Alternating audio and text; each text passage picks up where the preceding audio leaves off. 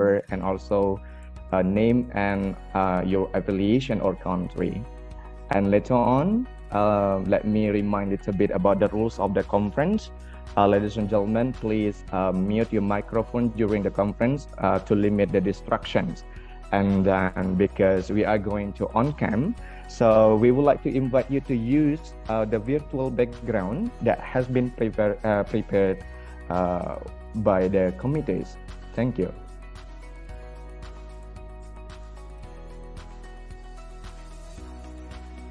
Okay, and welcome to the conference, Professor Dr. Rismita, MPD, and then our Vice Dean for Academic and Institutional Affairs. It's such a great morning because our conference today is not only, the participants are not only from Indonesia, we'll also have some participants from overseas. It's like I'd like to welcome Mr. Safdar Bhatti from Pakistan, Dr. Azim from Uzbekistan, and then we got Dr. Makmur Harun from Malaysia. So this conference will be another amazing event. Especially held by our faculty, that is Tarbiyah and Teachers Training Faculty of UIN Sultan Toha Saifuddin Jambi. Once again, ladies and gentlemen, for the presenters, I'd like to invite you to rename your identity by giving the numbers of the presenters, and also the name and also your affiliation or country. Thank you. It's already 48 participants to join with the conference, and then we are still waiting for our rector to come and join with us, and then we are about to start the opening ceremony. Okay. Right, so it's already with us, our rector of UIN Sultan Toha Saifuddin Jambi. Welcome to the conference, Professor Dr. Haji Suwaidi, MA, PhD. Good morning, sir. Assalamualaikum. Yes, good morning. Waalaikumsalam warahmatullahi wabarakatuh. Okay. Because our rector is already with us, so ladies and gentlemen, we are about to start our opening ceremony this morning. But before we start the event, once again, I'd like to remind to all participants to mute the microphone during the conference to limit the distraction. And then also we would like to invite you to use the virtual background that has been prepared by the committees. Thank you. Bismillahirrahmanirrahim. Assalamualaikum warahmatullahi wabarakatuh. Good morning, ladies and gentlemen. Welcome to the first International Conference on Education held by Tarbiyah and Teachers Training Faculty of UIN Sultan Toha Saifuddin Jambi by the theme Strengthening Teaching and Learning During COVID Outbreak, Monday, 31st of January 2022. My name is Sataria Effendi. It's such an honor for me to be part of this event as a master of ceremony this morning in this beautiful event as well. First of all, let us say thank you to Allah Subhanahu wa Ta'ala that has been giving us a guidance, happiness, healthy, and mercy. So, ladies and gentlemen, we can attend this meeting without any obstacles. Praise and salutation to our Prophet Muhammad Sallallahu Alaihi Wasallam, the best figure of this universe, the one who was able to save us from Jahiliyah era.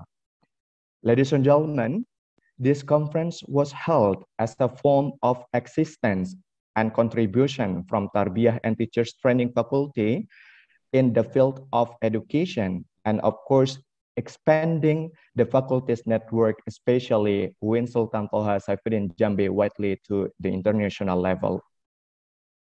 Before we begin the event, I'd like to welcome the Honorable Rector of UIN Sultan Toha Saifuddin Jambi, Professor Dr. Haji Suwaidi, MA, PhD, the Honorable the First Vice Rector of UIN Sultan Toha Saifuddin Jambi, Dr. Rofiqoh Ferawati, SAMAE, the Honorable the Second Vice Rector of UIN Sultan Toha Saifuddin Jambi, Dr. As'ad, MPD, the Honorable the Third Vice Rector of UIN Sultan Toha Saifuddin Jambi, Dr. Bahrul Ulum, MA, the Honorable the Dean of Tarbiyah and Teachers Training Faculty, Dr. Hajjah Fadlilah, MPD, the Honorable Vice Dean for Academic and Institutional Affairs, Professor Dr. Risnita, MPD, the Honorable Vice Dean for General Administration, Planning and Finance, Dr. Najmul Hayat, MPDI, the Honorable Vice Dean for Students Affairs and Cooperation, Dr. Yusria, SAG, MAG,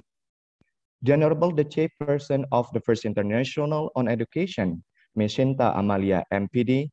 I'd like to welcome our keynote speakers today. Welcome to UIN Sultan Toha Saifuddin Jambi, especially at Tarbiyah and Teachers Training Faculty, the Honorable Dr. Gamal Abdul Nasir Zakaria from Sultan Hasanah Bolkiah Institute of Education, University Brunei Darussalam, the Honorable Mr. David D. Paradin, BSED MAT PhD from Mahidol University, Bangkok, Thailand, the Honorable Mr. Pupung Punawarman, MSED PhD from Universitas Pendidikan Indonesia, the Honorable all faculty members of UIN Sultan Toha Saifuddin Jambi, the Honorable all participants and presenters, distinguished guests, ladies and gentlemen.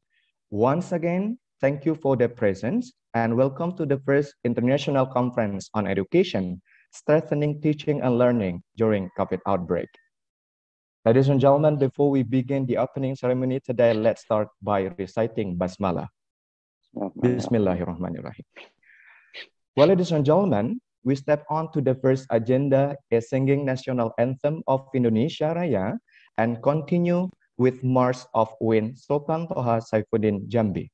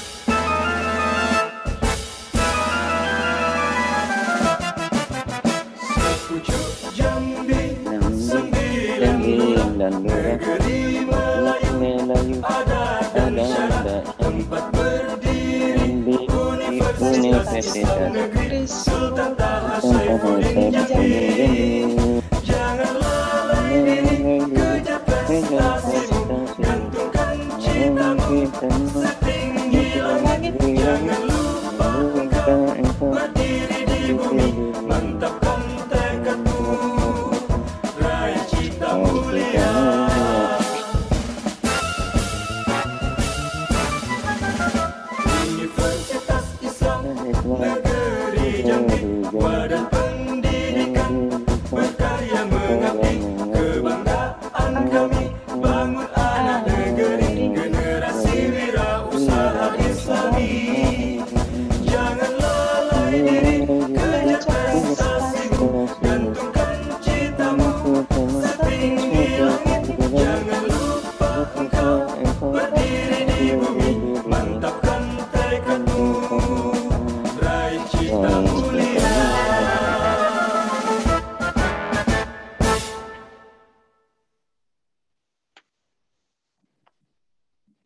Well, ladies and gentlemen, the next agenda is report of the chairperson of the First International Conference on Education.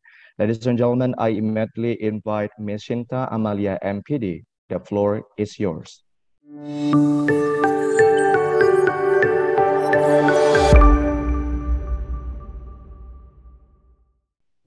Thank you very much. Assalamualaikum warahmatullahi wabarakatuh. Good morning.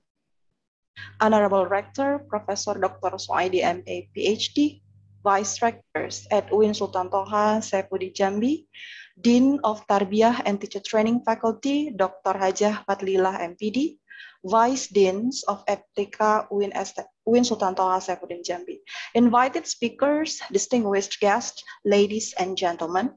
First of all, I'd like to send my greatest gratitude to Allah Subhanahu wa Ta'ala for His blessing so that we can be here in this virtual meeting for the First International Conference on Education, ICON 2022. Distinguished guests, ladies and gentlemen, on behalf of the organizing committee, I'd like to welcome all of you for our first ICON. ICON is initiated by Faculty of Tarbiyah and Teacher Training, State Islamic University, UIN Sultan Toha Saifuddin Jambi, under the theme of the conference, Strengthening Teaching and Learning During COVID Outbreak. The conference features a rich program, including keynote speeches delivered by Dr. Gamal Abdul Nasir Zakaria of University Brunei Darussalam from Brunei Darussalam, Mr. David D. Paradon, BSEDMAT PhD from Mahidol University, Bangkok, Thailand, Mr. Pupung Purnamarwan, MSED PhD from Indonesia University of Education, Bandung, Indonesia. ICON provides a platform for academics, researchers, and students to discuss their research findings with global education specialists. Today, we have total 159 participants registered for the conference. We received 58 papers, whereby 56 papers have been accepted by the committees for presentation and to be included in the proceeding. The participants and the authors are from various countries, including Indonesia, Pakistan, Australia, Saudi Arabia, Malaysia, Uzbekistan, Madagascar, Ghana, Nepal, and Turkmenistan, making this conference a truly international one. Accepted and presented papers will be published in the conference e-proceeding indexed in Google Scholar. As for the proceeding, we invited several experts across the globe to be the editorial board members. This conference is the result of a number of parties' efforts, support, and dedication. We would like to express our gratitude to all committee members for their efforts in making the conference possible. Finally, but certainly not least, we want to express our gratitude to all of the submitters and reviewers who form the backbone of this conference. We look forward to having a successful conference and hope that all the attendees enjoy and benefit from this conference. Thank you. Wassalamualaikum warahmatullahi wabarakatuh. Waalaikumsalam warahmatullahi wabarakatuh. Thank you to the chairperson of the First International Conference on Education, ICON Tarbiyah and Teachers Training Faculty of UIN Sultan Toha Saifuddin Jambi, Ms. Shinta Amalia, MPD. Distinguished guests, ladies and gentlemen, we move on to the next agenda. Is welcoming speech from the Dean of Tarbiyah and Teachers Training Faculty of UIN Sultan Toha Saifuddin Jambi. I'd like to invite Dr. Hajah Fatlilah, MPD. Please welcome.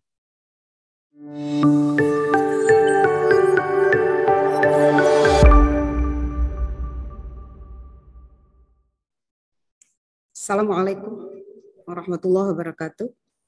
Waalaikumsalam. Alhamdulillahirabbil alamin. Wassalatu wassalamu ala asyrafil anbiya'i wal mursalin wa ala alihi wa sahbihi ajma'in, amma ba'd. Excellency Professor Dr. Suaidi MA, PhD, Director of State Islamic University Sultan Toha Saifuddin Jambi, Honorable keynote speakers, Dr. Gamal Abdul Nasir Zakaria of University Brunei Darussalam, Mr. David D.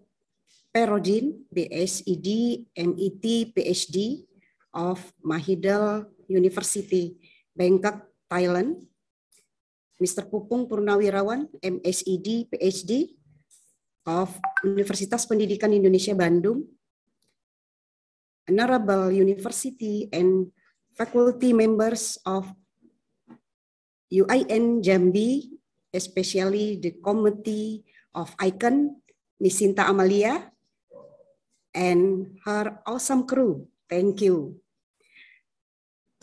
Presenters, participants, ladies and gentlemen. First thing first, let me thank Allah Subhanahu wa Ta'ala for His countless blessing that we can attend virtually this very first international conference on education, or we call it ICON, held by the Faculty of Tarbiyah and Teacher Training, UIN Sultan Toha Saifuddin Jambi. On behalf of the faculty, I would like to welcome all of you to our first conference, which has an ultimate objective to accommodate researchers and experts of education to share knowledge, experience, and expertise from different contexts and settings. My expectation is that this conference will contribute to the world of education across the globe, not only limited to Jambi or Indonesia. Ladies and gentlemen, my sincere gratitude goes to the organizing committee, invited speakers, presenters, and all audience, without whom this conference would not be successful. Hope this conference will be conducted regularly every year. Constructive suggestions are truly appreciated for the improvement of the next icons. And next, for our Honorable Rector, please kindly state some words and officially open this conference. Thank you very much. Wassalamualaikum warahmatullahi wabarakatuh. Waalaikumsalam. Waalaikumsalam warahmatullahi wabarakatuh. Thank you to the Dean of Tarbiyah and Teachers Training Faculty for giving the speech. Ladies and gentlemen, the next agenda, I immediately invite Rector of UIN Sultan Toha Saifuddin Jambi, Professor Dr. Haji Suwaidi, MA, PhD, for giving his remarks and continue for the opening of the first international conference on education, strengthening teaching and learning during COVID outbreak. Please welcome Rector of UIN Sultan Toha Saifuddin Jambi.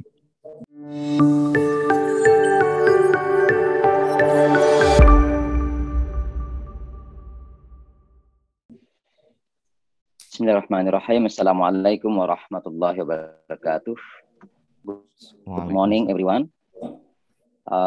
First of all, I would like to say hello to all our invited speakers from a number of countries.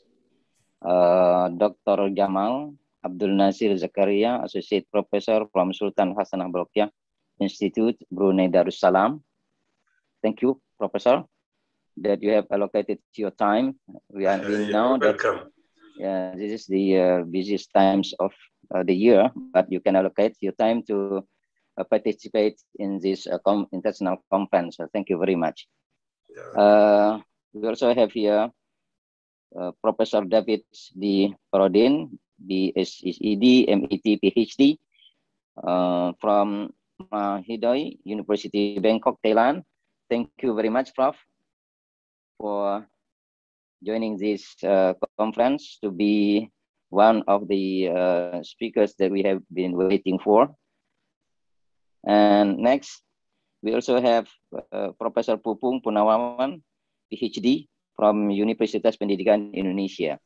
We also have here a number of participants from a number of countries like Dr. M. Safar Bhatti from Pakistan, Dr. Azim M. Yuldashev from Uzbekistan, and Dr. Palestine from Madagascar, and Dr. Ma'mur Harun from Malaysia.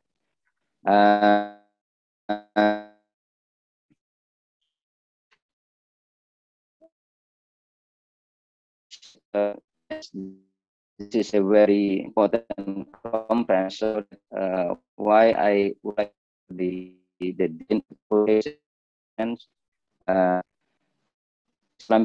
State Islamic University of Sultan Toha, Seprin Jambi. This initiative is very important during these times of the era during the COVID-19 outbreak. This conference actually is one of the activities that we've been doing in response to the COVID-19 outbreak. COVID-19 outbreak has forced us to take to respond, particularly from education perspective. This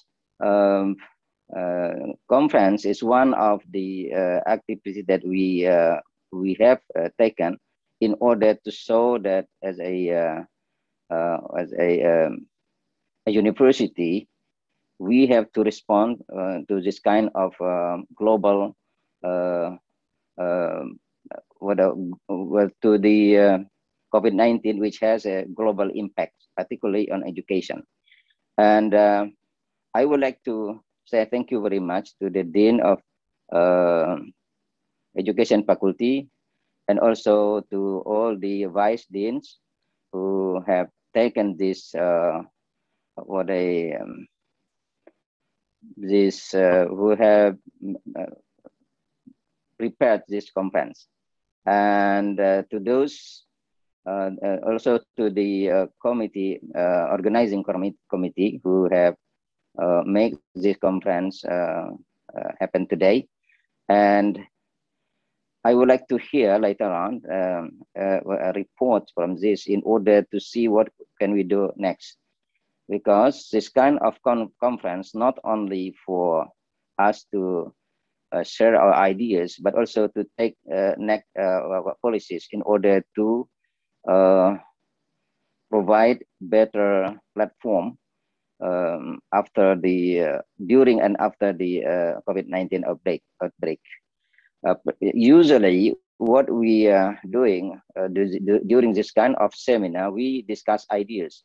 But for me, as a rector of State Islamic University Sultan Toha Jambi, not only stop there, but I'm going to take a further policies, further steps in order to show that we, as a institution of education, are ready to face any challenges, and also to take any opportunity when we face this kind of pandemic. So I would like to remind the Dean of the Faculty, also the Vice Deans, please take notes from our distinguished speakers. What can we do after this? Because usually we do this kind of conference, taking for granted that will influence us. But for me, it's not. We cannot stop there. Take notes. Let's see what we can discuss later on, and what we can introduce to our programs, not only for this year but also for the upcoming years, particularly when we face this kind of challenges. And for me also, when we see also a number of great opportunities because of this pandemic. From education perspective, we cannot see this pandemic from a negative perspective, but we have also seen that from all over the globe, that there are so many institutions that have taken this this pandemic as opportunities in order to provide services to the community. So I would like to thank to all the invited speakers from a number of countries, and also from to the participants who have already registered the papers, but also hopefully going to participate in discussion later on. Thank you very much. Let's open this conference officially together by reciting Basmalah. Bismillahirrahmanirrahim. Thank you very much. Assalamualaikum warahmatullahi wabarakatuh. Waalaikumsalam warahmatullahi wabarakatuh. Thank you to Rector of UIN Sultan Toha Saifuddin Jambi for the remarks and officially open the conference today. Distinguished guests, ladies and gentlemen, we come to the end of the opening ceremony today, that is praying or reciting dua, who will be recited by Dr. Muhammad Qadri, MPDI. The floor is yours. Assalamualaikum warahmatullahi wabarakatuh. A'udzu billahi minasyaitonir rajim. Bismillahirrahmanirrahim. Alhamdulillahi rabbil alamin. Hamdal hamidin, hamdal syakirin, hamdan yuwafi ni'amahu wa yukafi mazidah. Ya Rabbana lakal hamdu kama yanbaghi li jalali wajhikal karim azimi sultanik. Subhan rabbiyal aliyyil alal wahhab. Allahumma salli ala sayyidina Muhammad wa ala ali sayyidina Muhammad. وجعلنا من خيار أمته ومن أهل شفاعته برحمتك يا أرحم الراحمين. اللهم أخرجنا من ظلمات الوهم وأكرمنا بنور الفهم وافتح لنا أبواب العلم وزينا بالأخلاق الحسنة والحلم. اللهم نور قلوبنا بنور هدايتك كما نورت السماوات والأرض أبدا أبدا برحمتك يا أرحم الراحمين. يا فتاح يا رزاق يا عالم الغيب والشهادة افتح علينا فتوح العارفين واجعلنا من العلماء العاملين متقين صالحين مرشدين مهتدين. اللهم يسر لنا الهدى والرشد في جميع الأمور وحصل مرادنا بالخير. يا محول الأحوال حول حالنا إلى أحسن الحال. اللهم يا كثير النوال ويا خالق جميع الأفعال وفقنا لنية الخير في جميع الأقوال والأفعال. ربنا عليك توكلنا وإليك أنبنا وإليك المصير. اللهم اجعل جمعنا هذا جمعا مرحوما وتفرقنا من بعده تفرقا معصوما. ربنا آتنا في الدنيا حسنة وفي الآخرة حسنة وقنا عذاب النار وأدخلنا الجنة مع الأبرار يا عزيز يا غفار يا رب العالمين. وصلى الله على سيدنا محمد النبي الأمي وعلى آله وصحبه أجمعين. سبحان ربك رب العزة عما يصفون وسلام على المرسلين والحمد لله رب العالمين. والسلام عليكم ورحمة الله وبركاته. Waalaikumsalam warahmatullahi wabarakatuh. Thank you, and hopefully this event will be beneficial for all of us. Well, ladies and gentlemen, this is the end of opening ceremony event, and after this we are going to start with the keynote speaker session. The event will be led by our moderator today. Before I give all the control to the moderator, I'd like to give a short or a bit information about our moderator today. He finished his undergraduate program of English literature in 2002 in Palembang, finished his master program on English for Education program in 2005, and finished doctoral program on curriculum development in 2013. He has done some research, and then one of them is excellent research from the Ministry of Research, Technology, and Higher Education in 2018. He has also participated at some international seminars and workshops as a speaker. And then he has written 5 books so far. And then one of them is Reading Comprehension for Hospitality. And then now, currently, he is teaching of English program at Polytechnic Negeri Sriwijaya. So, ladies and gentlemen, I'd like to invite, by my pleasure, please welcome Dr. Weli Ardiansyah, SS MPD. Assalamualaikum warahmatullahi wabarakatuh. Good morning, everyone. The Honorable Rector of State Islamic University Sultan Taha Saifuddin Jambi, Professor Dr. Haji Suaidi, MA, PhD, the Honorable Dean of Faculty of Tarbiyah and Teaching, Training State Islamic University Sultan Taha Saifuddin Jambi, Dr. Haja Padlila, MPD, The Honorable Keynote Speaker, Dr. Gamal Abdul Nasir Zakaria, Associate Professor from Sultan Hassanah Bolkiah Institute of Education, University Brunei Darussalam.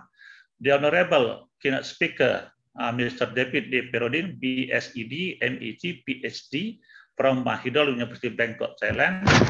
The Honorable Keynote Speaker, Mr. Pupeng Purnawirawan, MSED, PhD from Universitas Pendidikan Indonesia.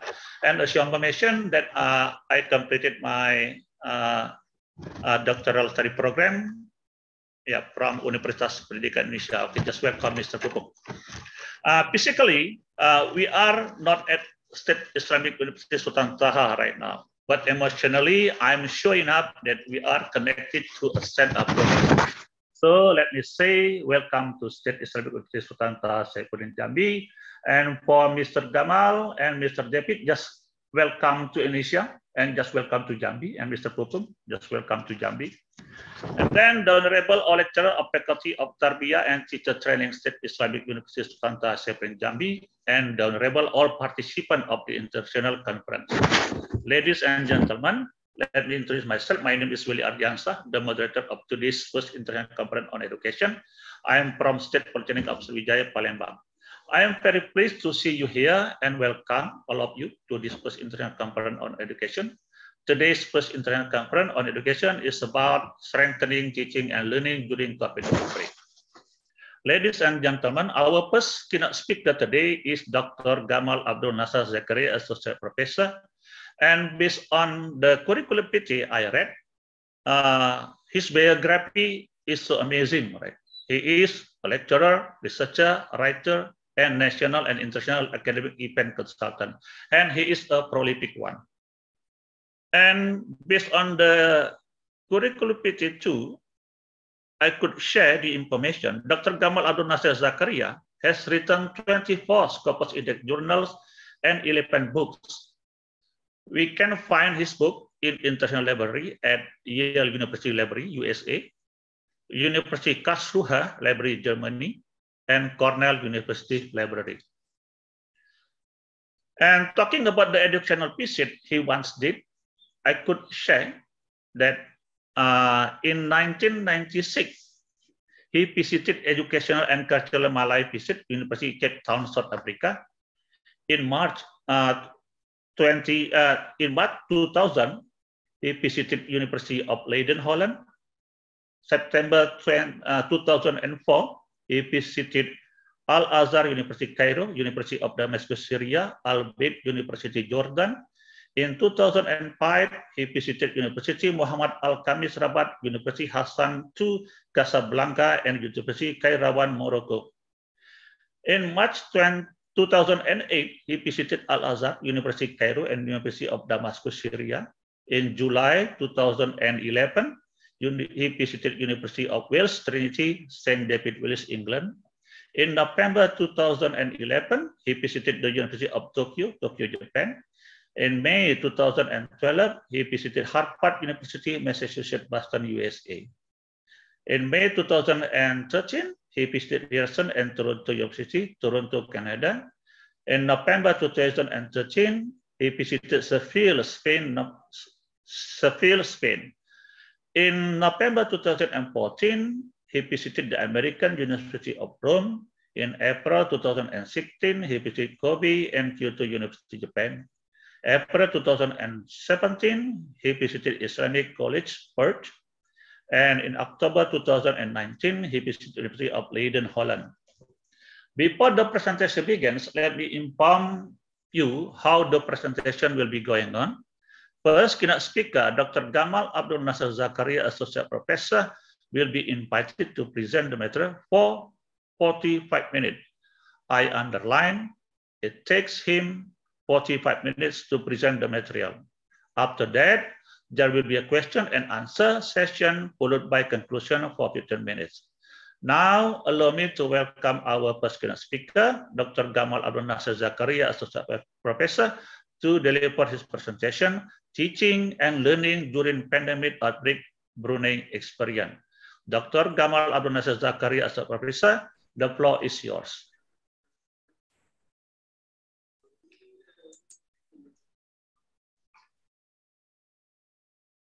Okay,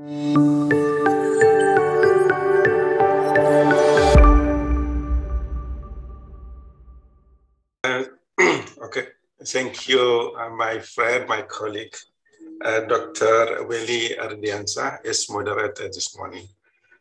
Bismillahirrahmanirrahim. Assalamualaikum warahmatullahi wabarakatuh, and very good morning. Alhamdulillahi rabbil alamin, wa salatu wassalamu ala ashrafil anbiya'i wal mursalin, Sayyidina Muhammadin wa ala alihi wa sahbihi ajma'in. Subhanaka la ilma lana illa ma 'allamtana innaka antal alimul hakim.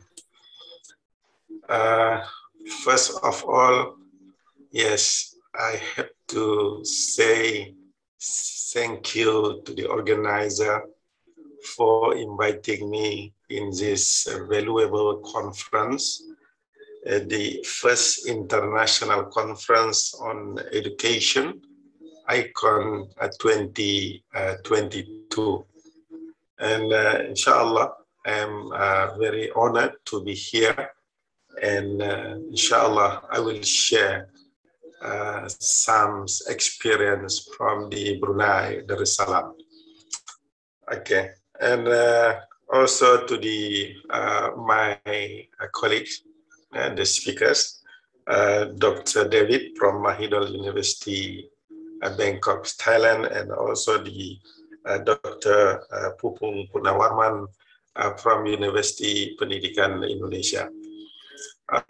For your information, actually, I am from the Riau, Indonesia, and actually we are neighbor Riau and Jambi, and also the Palembang, inshallah. I know already the, and I went to the Sultan Taha Saifuddin Jambi, but the, long time ago. Still, I am. Okay. All right, don't worry, the Dr. Welly and also the participant, inshallah, my presentation, inshallah, will short. No need to be 45 minutes, inshallah. Okay, my topic for presentation this morning is teaching and learning during pandemic outbreak, or what we call it, the pandemic, COVID-19. Is sharing Brunei's experience, from the Brunei experience.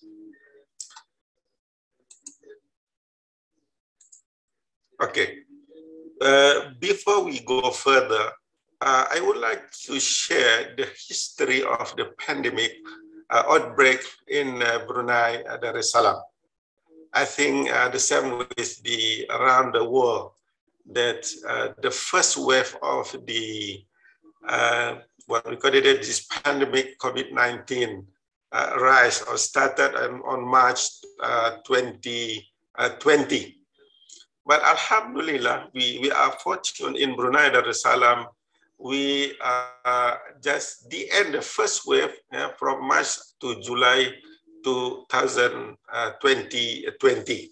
So after that, and we start from the August 2020 until the August 2021.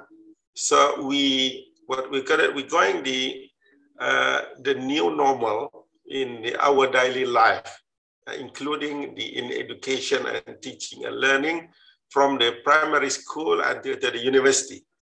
This is the first wave. So we were happy at the time when we compared to the Malaysia, we compared to the Singapore, Philippines, and ASEAN Southeast Asia country. At the time, we are lucky, because during the from the August 2020 until the 2021, we are in the new normal pace. And the second wave, suddenly the second wave, and what we actually predicted already, that the second wave will be coming. So in Brunei Darussalam, in August 2021, we until December, the middle of December 2021, mostly around 3 months. We are, we are in the what we call that in the new normal. So for this time, short time, we cannot go out from our house from 8 p.m. to 4 a.m. at morning. And also the gatherings not allowed. Even the what we call that, the performing the prayer at the mosque. Okay. But Alhamdulillah, the situation COVID-19 pandemic outbreak in Brunei Darussalam under control, and then there's our Sultan announced that started from the December 15 or the middle of December until now, we are in the endemic phase, meaning the endemic phase that the pandemic of COVID-19 now is a friend, not as enemy.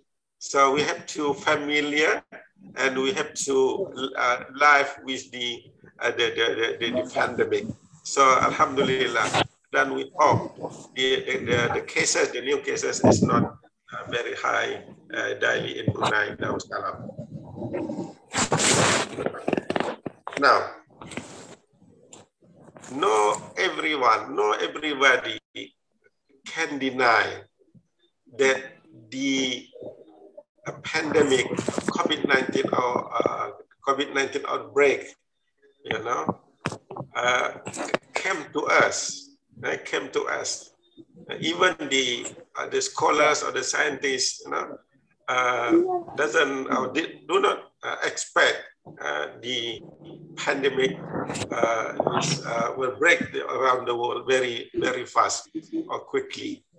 So, and then we know that, and we feel that, of course, the pandemic COVID-19 has affected all our daily life, in our religion, in our social and also economic, and especially in the education. So now we look at how the impact of the pandemic COVID-19 or outbreak to the education, because the education is part of our daily life, and so many people involved or engaged with the education.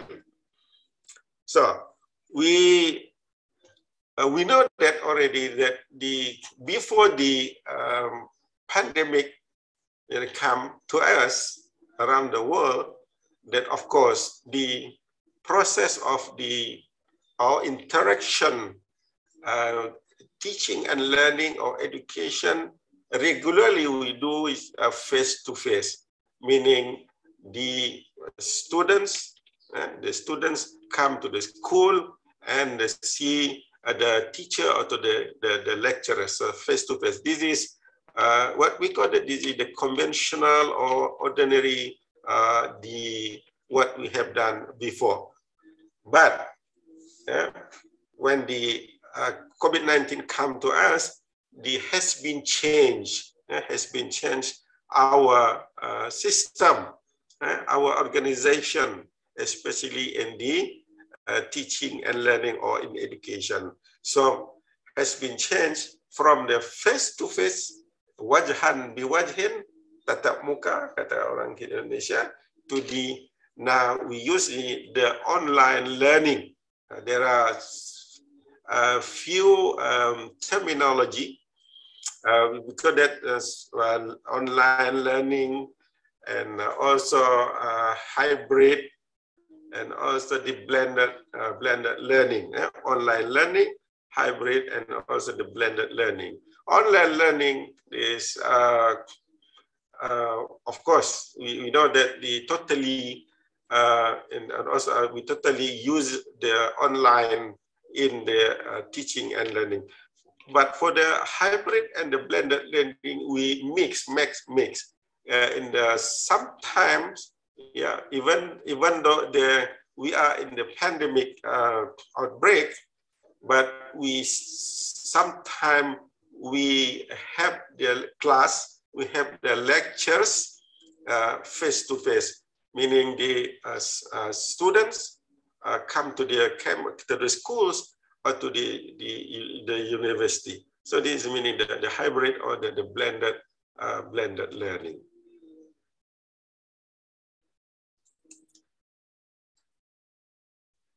Now we look into the what we have practiced in the University of Brunei Darussalam.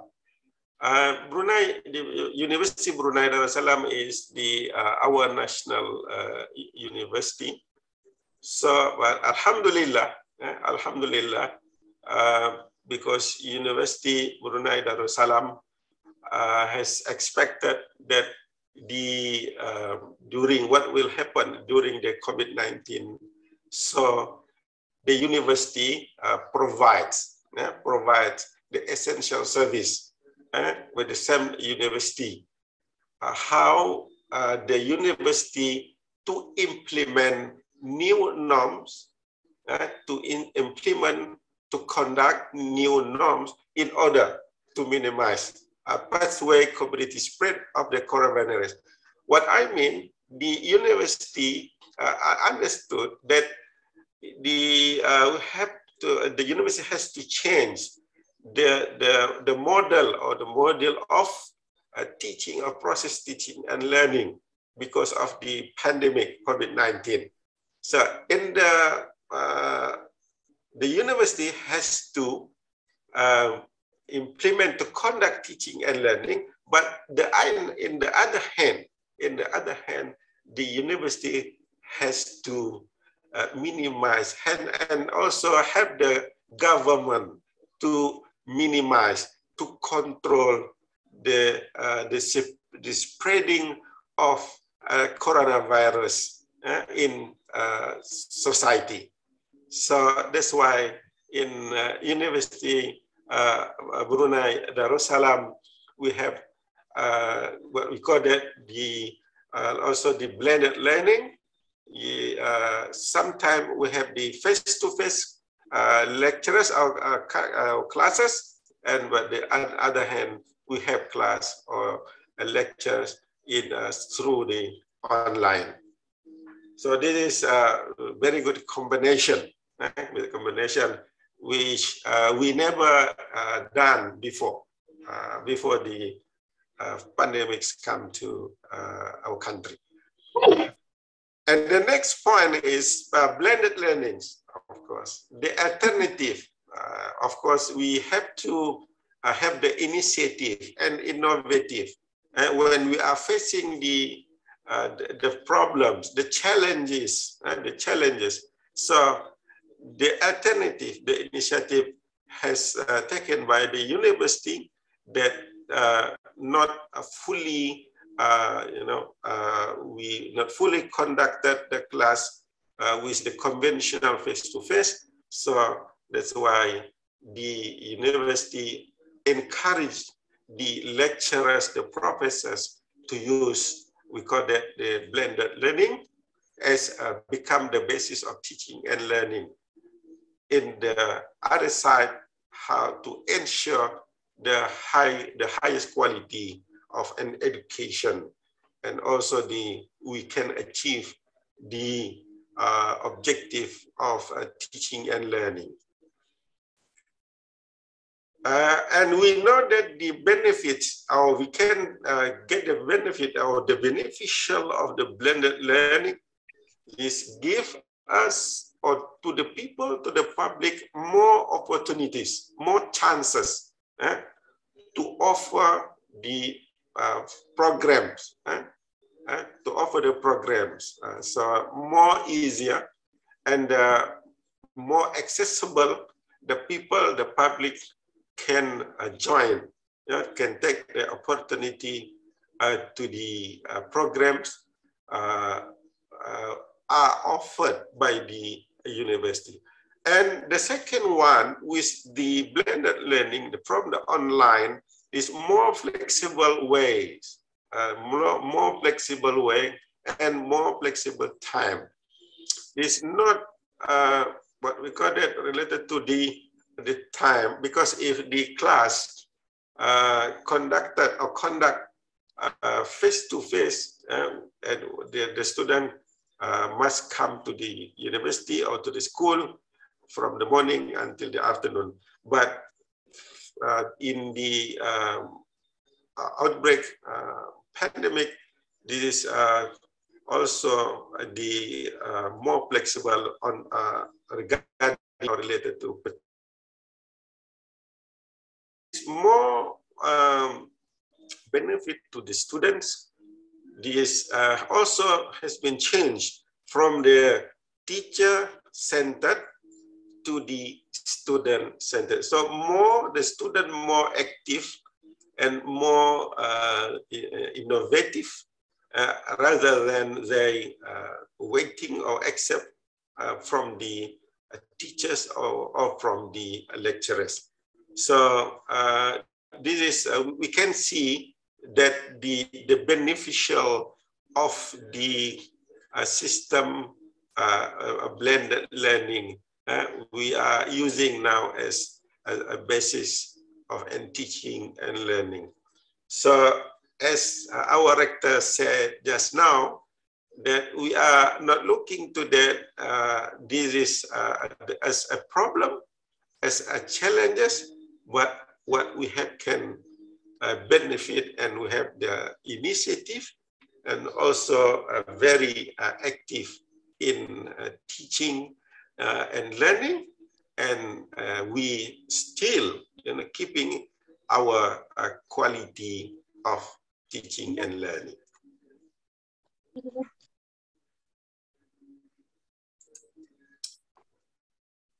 Okay. Now, continue. More global classroom and action online modules with international partner university. Yeah, Alhamdulillah. In my experience, for example, before 2 years, Alhamdulillah, I was invited in many conferences in Indonesia and also around the world. But of course, very difficult because of the time, because of the budget. So, but Alhamdulillah, with the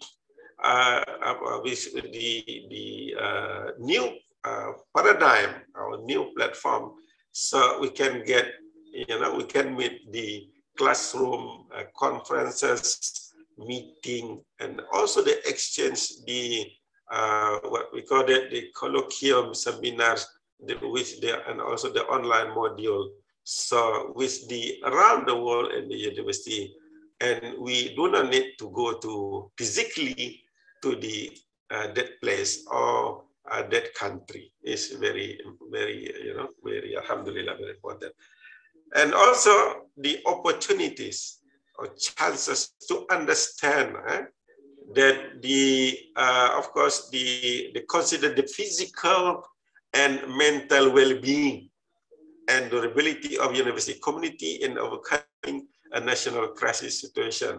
Yeah, we have to understand and also realize the impact of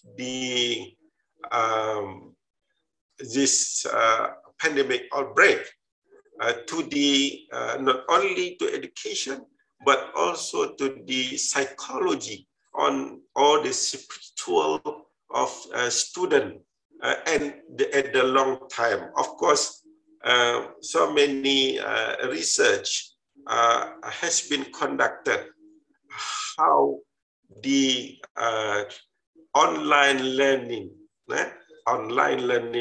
are affected to the psychology and also the spiritual of the student at the long time. Of course, we know that now this is the time, the era of the digital, the gadget.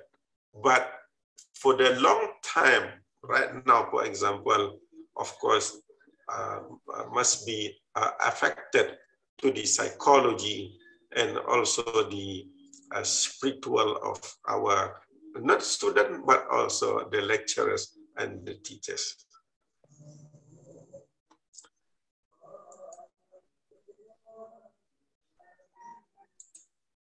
Now this is the platform using in teaching and learning or lecturing at in the University Brunei Darussalam. I think this is not different, not very big different with the other countries.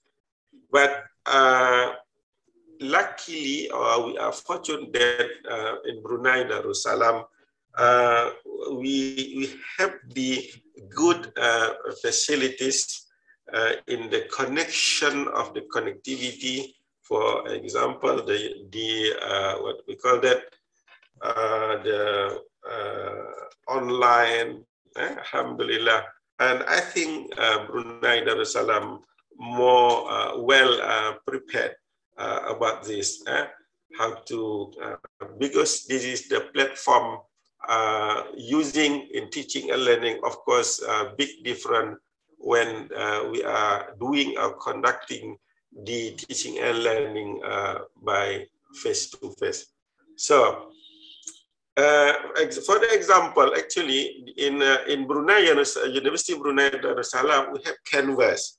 Actually, the Canvas, we are using the Canvas before a few years before the pandemic 19 come. Meaning, we are, alhamdulillah, we are familiar with the blended learning by using the Canvas.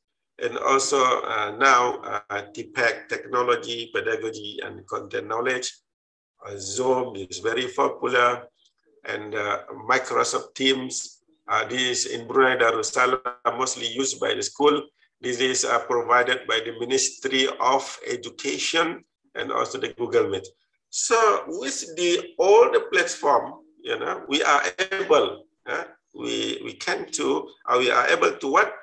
We have the group discussion.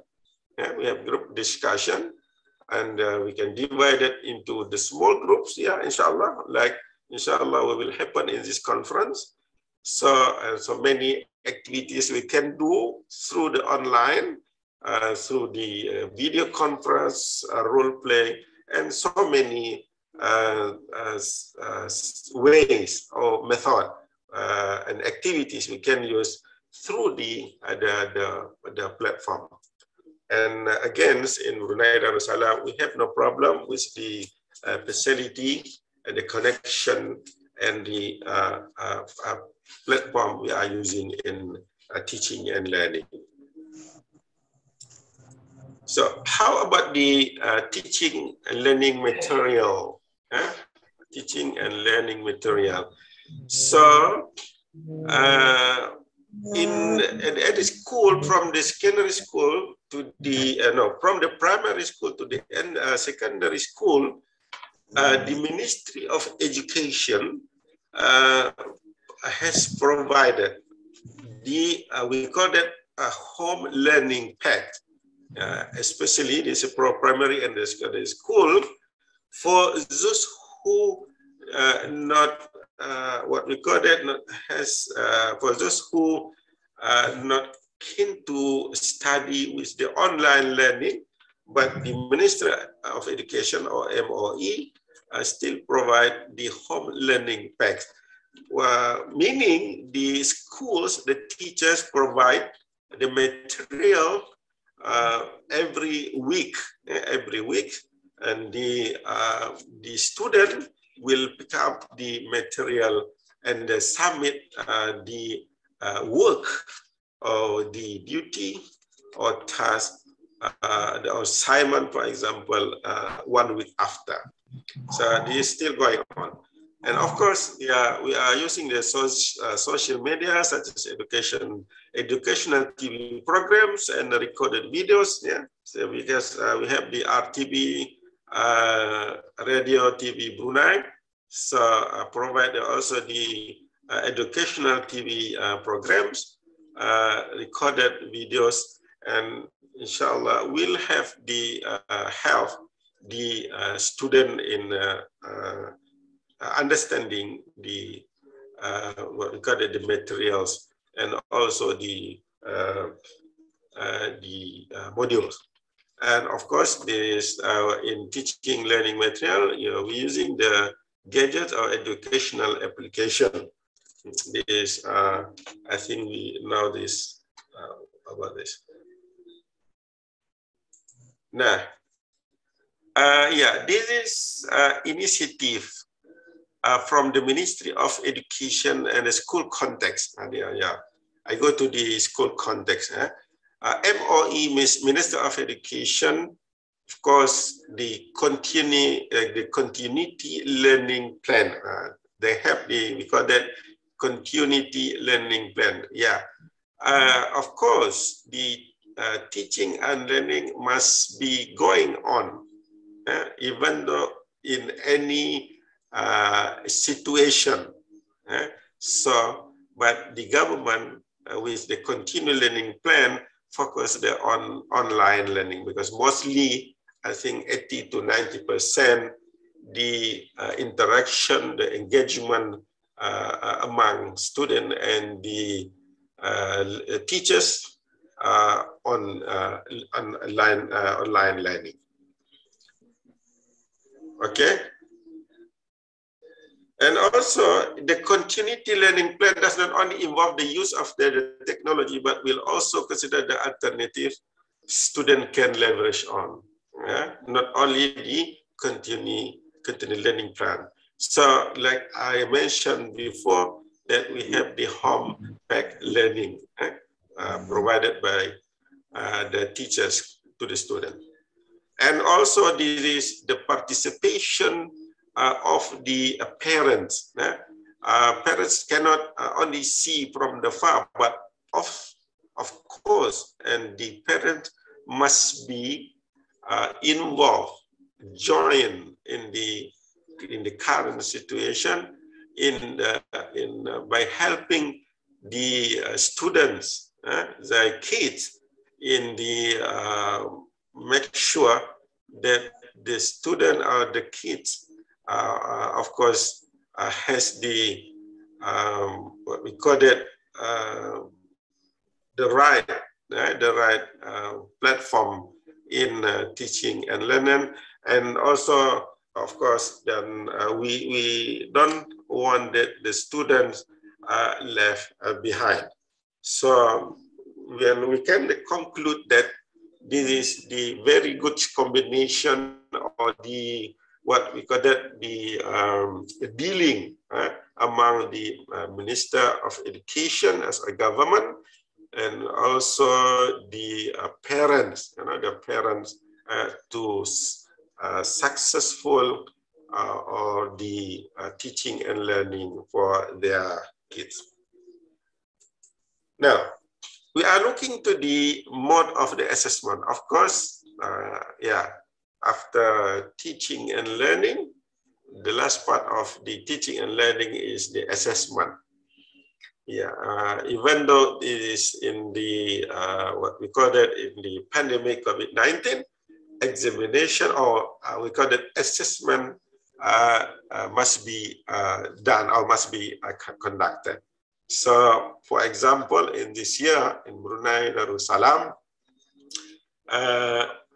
during the spreading of COVID-19, so in Brunei Darussalam, we have the O-level or A-level, like Indonesia, we have the SMR, Ijazah SMR. And then we, the Ministry of Education has been changed or replaced from the Ujian Nasional, Indonesia, we call it Ujian Nasional, with the school assessed grade. So the meaning is the assessment is only from the school, from the teachers, based on the student work, based on the student work. And I think it is what happened, and also in Indonesia at the last time, the school assess grade the grading is from the school, the assessment only on the school. But on the other hand, I agree with the system. The school assess grade because the lecturers, the teachers more understand about their students. So the school assess grade is the alternative assessment provided by the government and also recognized by the Cambridge Assessment International Education. And also the SAG, school assess grade ini as alternative assessment to obtain, to achieve the qualification or grade, meaning the assessment based on the school assess recognized by the international institution.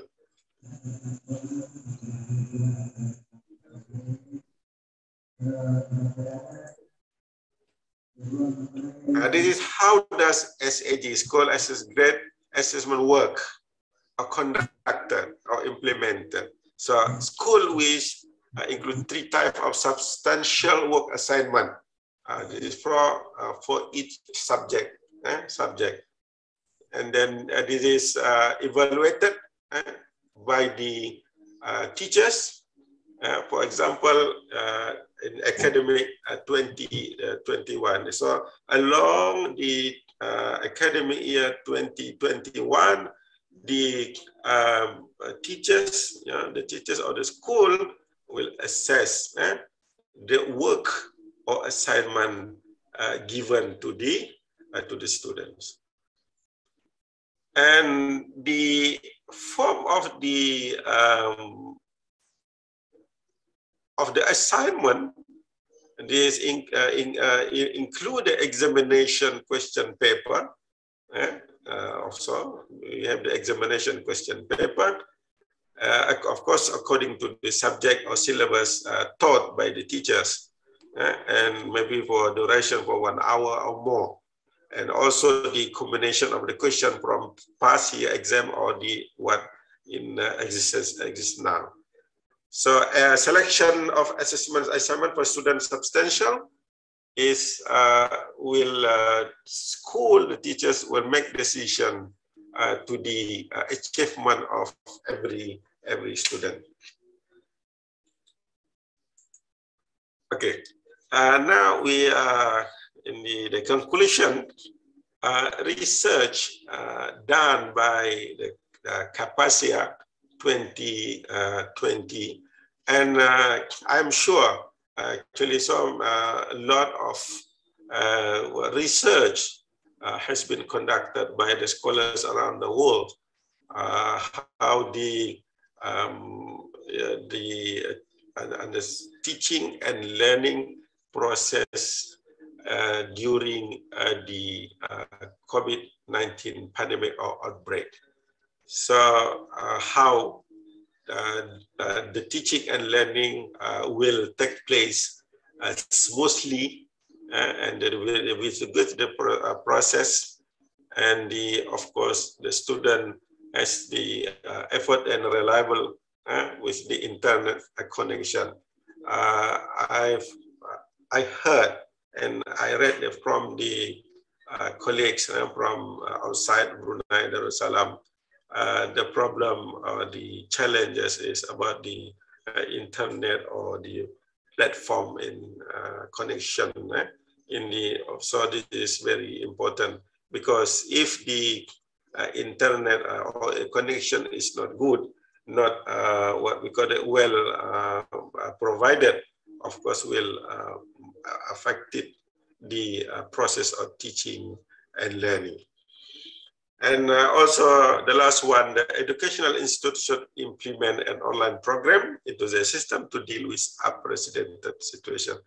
So Alhamdulillah, now we know already, and inshallah for the future, if we are ready, and we get ready now, and inshallah for the future, when the challenges come to us, and we know how to face and resolve and solve the problem. So that's all from me, Dr.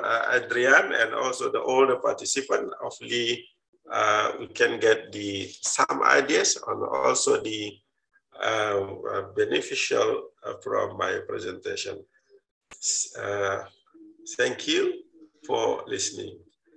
Thank you for listening. Shukran. Assalamualaikum warahmatullahi wabarakatuh. Waalaikumsalam warahmatullahi wabarakatuh. Okay, thank you very much, Professor Gamal Abdul Nasir Zakaria, for giving us such informative and interesting presentation. And I have already have 3 questions, Professor Gamal. Yeah. And question number 1 is from Ismi.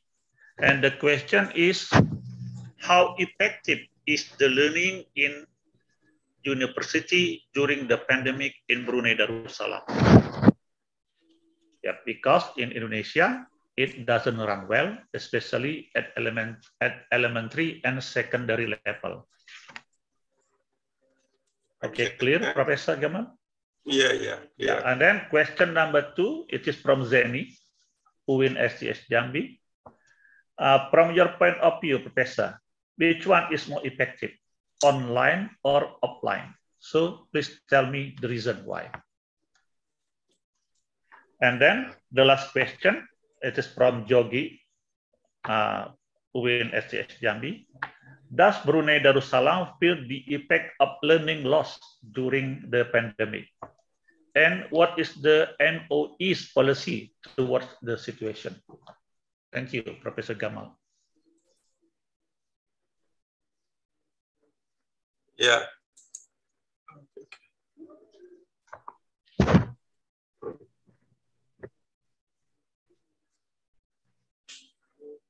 Wait, this problem. Okay. I would like to share and give the idea. The idea.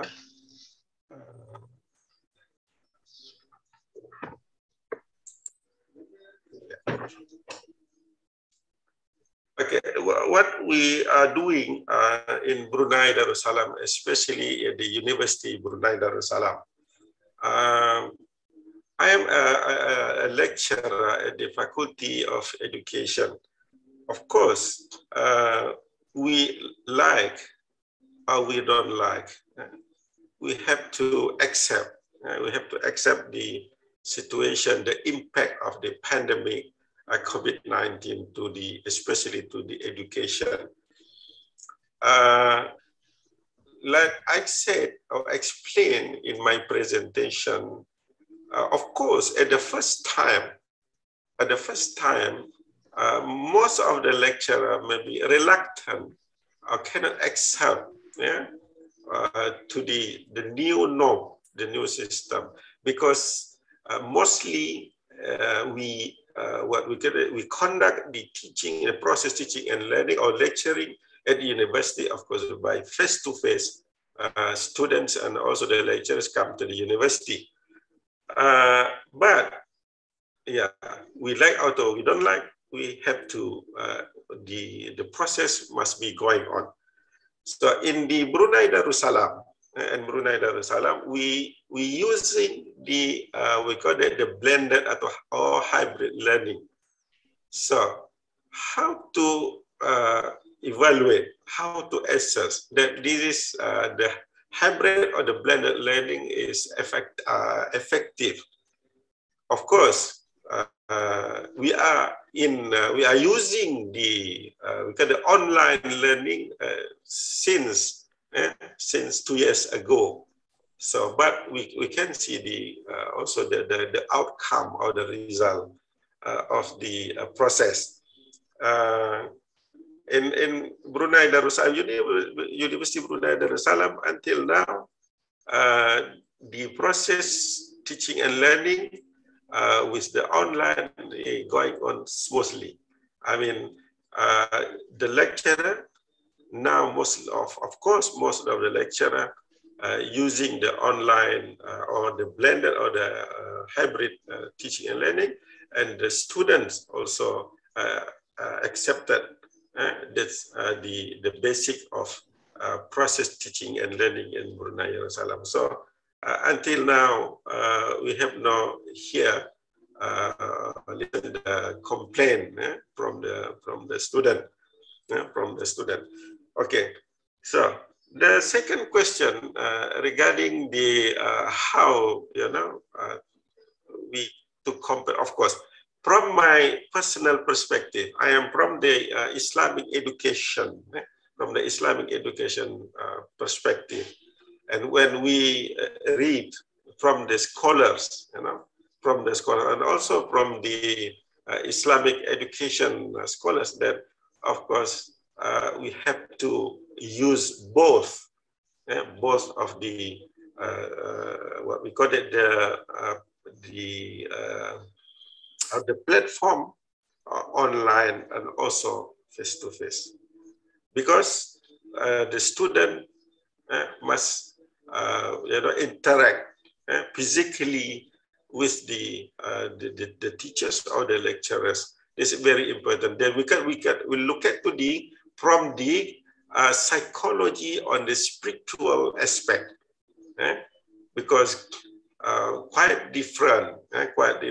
When we are, of course, we can see where we are meet through the online, but sometimes this not make it psychologically on the spiritually is not make us more closer.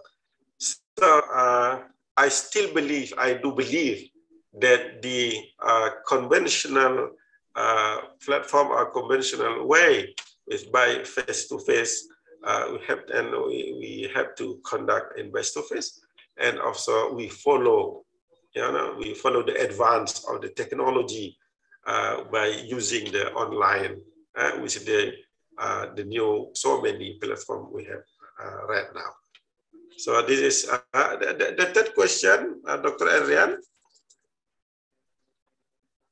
Okay, the third question it is from Mr. Yogi.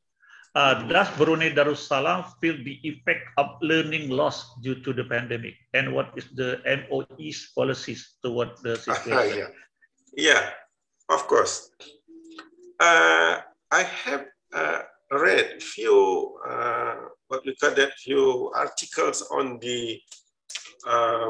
They name the article the lost generation, lost generation. So the student during pandemic outbreak, the school and also at the university, they called it within 2 years. This generation they called it the lost generation. Of course, totally different.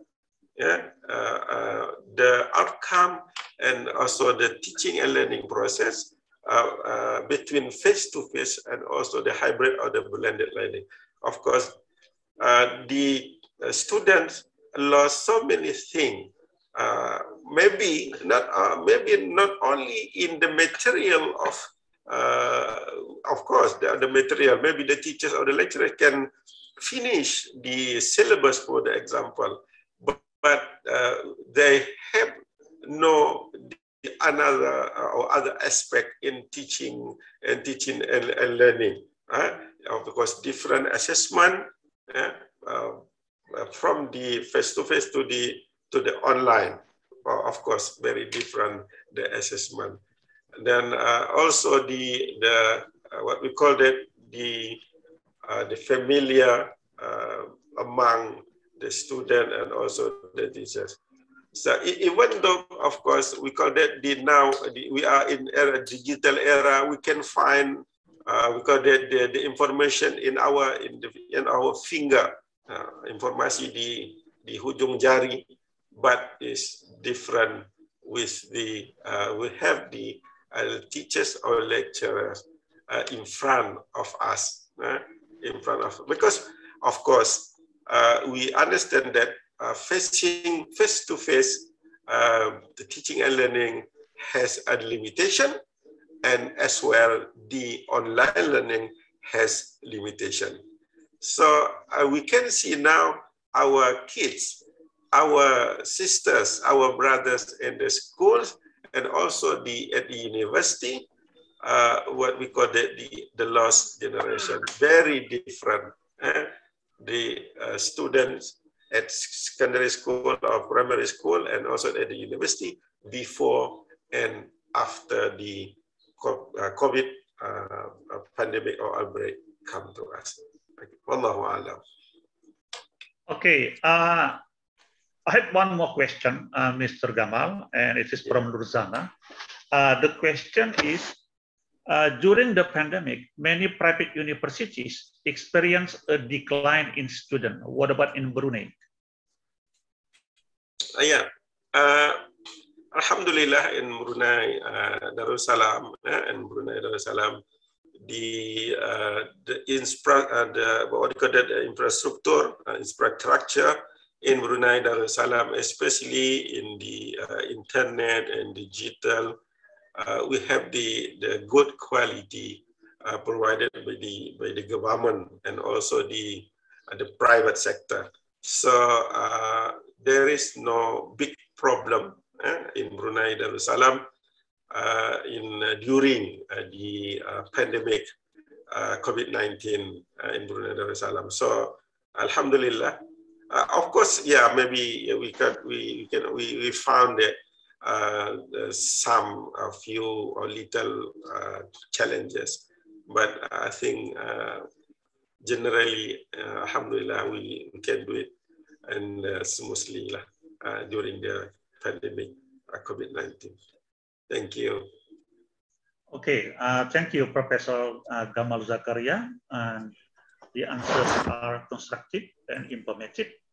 And before we end up the first session, let me make a conclusion. Yeah, we know that the pandemic situation has completely replaced the way of teaching method from face-to-face learning into online teaching, hybrid and blended learning. The use of ICT, information and communication technology, must be used to overcome some barriers. And that's why creative teachers or lecturers should be able to operate many teaching and learning methods.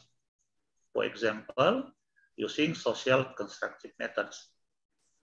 And also, a creative teacher or lecturer may use some social medias in supporting the teaching and learning process.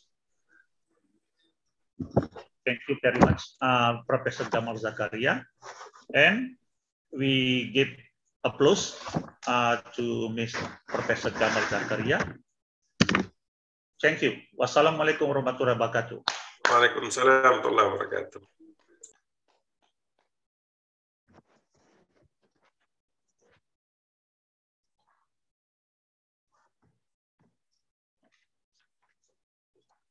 And based on some information I got from the committee, the best question will be given a prize, a surprise, right? Like what Mr. Jogi and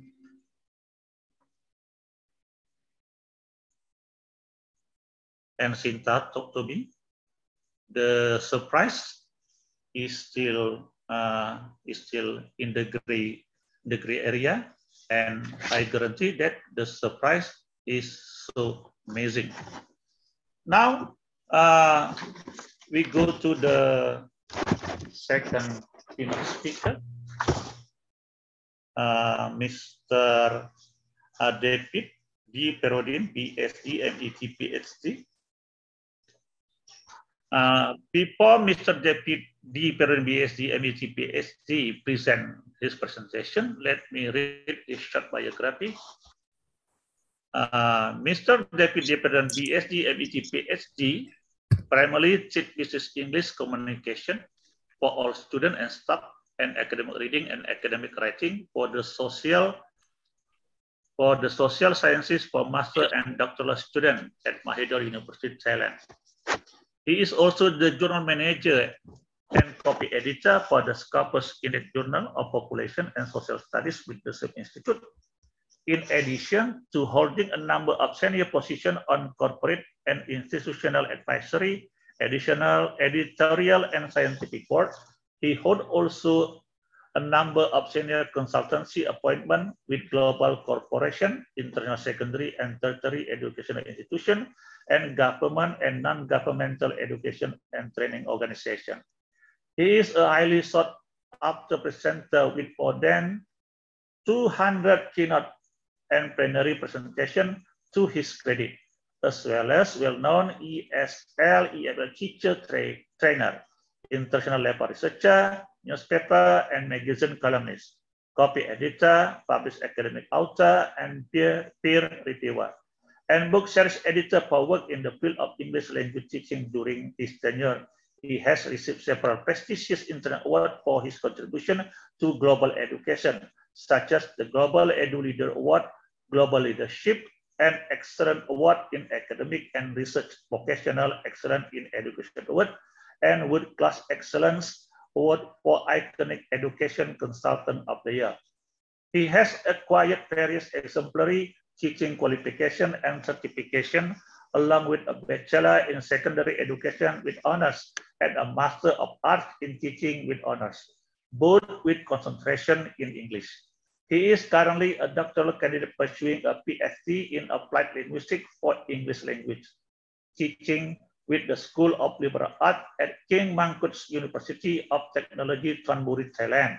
His research interests are the structural analysis of social capital of extra-local teachers of English, critical pedagogy in education, educational leadership and management, student evaluation of teaching, information flow within written discourse, foreign language anxiety, and innovative pedagogies in creating friendly learner-centered language learning information.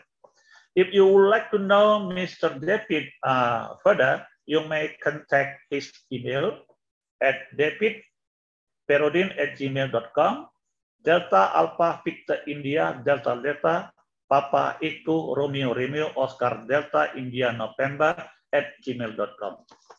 Before the presentation begins, let me inform how the presentation will be going on. First, keynote speaker, Mr. David D. Perodin, BSc and PhD, will be invited to present the material for 40 minutes. After that, there will be question and answer session, followed by conclusion for 15 minutes.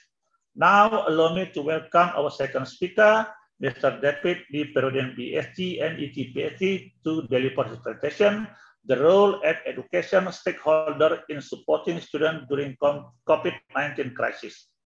For Mr. David D. Perodin, BSc and PhD, the floor is yours.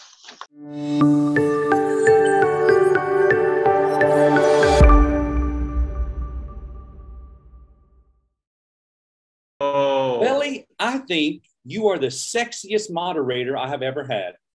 Thank you, Mr. David. Oh, thank you, Mr. David. And you know, following Professor Gamal, yeah, I feel so small. You know, he is such a powerful speaker and a powerful presenter. And as your information, in this international conference, there are only 2 men, handsome men, in this international conference. There are only 2 handsome men, Mr. David and Mr. Welly. That's all. Full stop. That's it. Finish. No argument, no discussion. So, okay, thank you. Yes. All right. Now, you know, I need to be a little honest with you. As Professor Gamal was speaking, I was noticing his batik. Yeah. And I said, he is wearing this most beautiful batik. And my wardrobe is behind me, and I have 20 batiks. I have batiks from East Kalimantan, from Jambi, from Medan, from Aceh, from Jakarta, from everywhere, right? Yeah. So I quickly changed my shirt because Professor Gamal made me look not as handsome as what I would like to be. So, you know, I'm just trying to be half of the man he is, just half. If I could be half of the man that he is, I would be twice the man I am now. Yeah. So, you know, oh, and one other person, Sinta. Sinta has been communicating with me, and she has been babysitting me. You know, I said, Sinta, my name is incorrectly spelled. Oh, I'm sorry. Sinta, here's a problem. I'm sorry. And you know, Sinta has been so quick to handle issues. She has been so kind and polite. And Amelia, my friend, I love her so much. I spent, I don't know, two days or 3 days with her. I want to thank the people who invited me to be here and who have made this experience pleasurable. So I want to get everyone's names out there who have been an inspiration to me, because you need to be celebrated. I am a keynote speaker. I have done this many, many times. I am nobody. You are the people who are important. Please know that, okay? Now, I'm not going to talk for 45 minutes because I get tired of hearing my own voice. So, yeah, so let's be as quickly as we can and get this over with. For you, not for me. Okay, let me see. Let me share my screen, and here we go. Okay, now, you know, this COVID-19 situation has been going on for 2 years. It is nothing new. It is kind of old now. So, you know, this COVID-19 situation has been going on for a long time. And I work with the Institute for Population and Social Research at Mahidol University. So I'm also the journal manager for the Scopus Index Journal. Now, as the journal manager, my duty is to assess every manuscript that is submitted. I mean, the 500, 600 per year, I personally assess. And I'm also doing research on my own. So reading, I am not exaggerating. I'm really not exaggerating. Some months, I will read through 50 manuscripts. I will read, and you know, dealing with my job plus my own personal research, I read a lot. So I am exposed to a lot more research than most people. And I've seen that, my goodness, there are thousands and thousands of studies that have been done about the role of education stakeholders in supporting students and teachers during this time. Well, you know, I can tell you what some of that research is lacking. Most studies talk about, well, we need to support students. Students need to do this. Students. Well, the way you support students is you support teachers. If you support the teachers, then guess what? By proxy, you are supporting the students. Now, I love this quote by Brad Henry. Brad Henry says, a good teacher can inspire hope, ignite the imagination, and instill a love of learning. Yes. Okay. We all know we have all been through bachelor degree classes. We have all sat through the 3-hour lecture by the most boring teacher in the world. We know that. And think about the teacher who just speaks for 3 hours, never interacts. That teacher never inspires hope, never ignites imagination, and absolutely never instills a love of learning. So if we want teachers to be to impart a love of learning, to help the students create, to imagine, to impart critical thinking, and if we want to inspire Generation Z and the future of this world, well, we need to support our teachers. Oh yeah, this is me. Never mind. Okay. Now, the role of education stakeholders. You know, I'm sorry. I like these little pictures because most people think that education sort of begins at the secondary level. You know, in a couple of weeks, I have a keynote speech, in Indonesia, matter of fact, about implementing language education in the primary level. Well, we know sometimes education stakeholders, they tend to not concentrate on the primary level because they lack understanding. So let's look at the role of education stakeholders, just very simply. Okay, now we know during the COVID time, we know that we know that education systems had to quickly, with all uncertainty, go from face-to-face classes to virtual learning environments, okay? And many of these education systems were just not prepared. Look, it doesn't matter if you as a teacher, if you used some systems, like one of my university, or one of the programs I was helping used a platform called Blackboard. Well, it was an autonomous platform to where the student was sort of left on their own. And those type of platforms, they tend to not work very, very well. So education systems, they had to incorporate new ways of doing things. And you know, most of these systems were online or in virtual settings. I know some of my colleagues or associates who work in countries that are not well developed, who have limited internet access. I know that they had to do other ways or other things.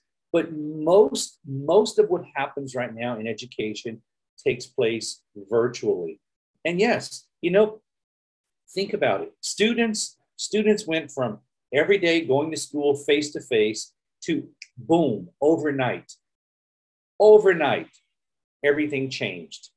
So 2 years later, we're still talking about sustaining the development of the students. We're still talking about that. And, you know, I tell everyone, it's simple. If we still have concerns after 2 years, if we still have concerns about suboptimal outputs, if you want to say it, you know, if we're still fighting these problems, well, maybe education stakeholders act or respond too slowly. You know, most people say, well, to have any changes take place in education, it takes one cycle, one 6-year cycle of secondary or one 12-year cycle of primary and secondary. Well, you know, we don't have time. We don't have time to wait for 6 years to get our act together. So developing strong attitudes towards learning, that can help the students overcome these challenges.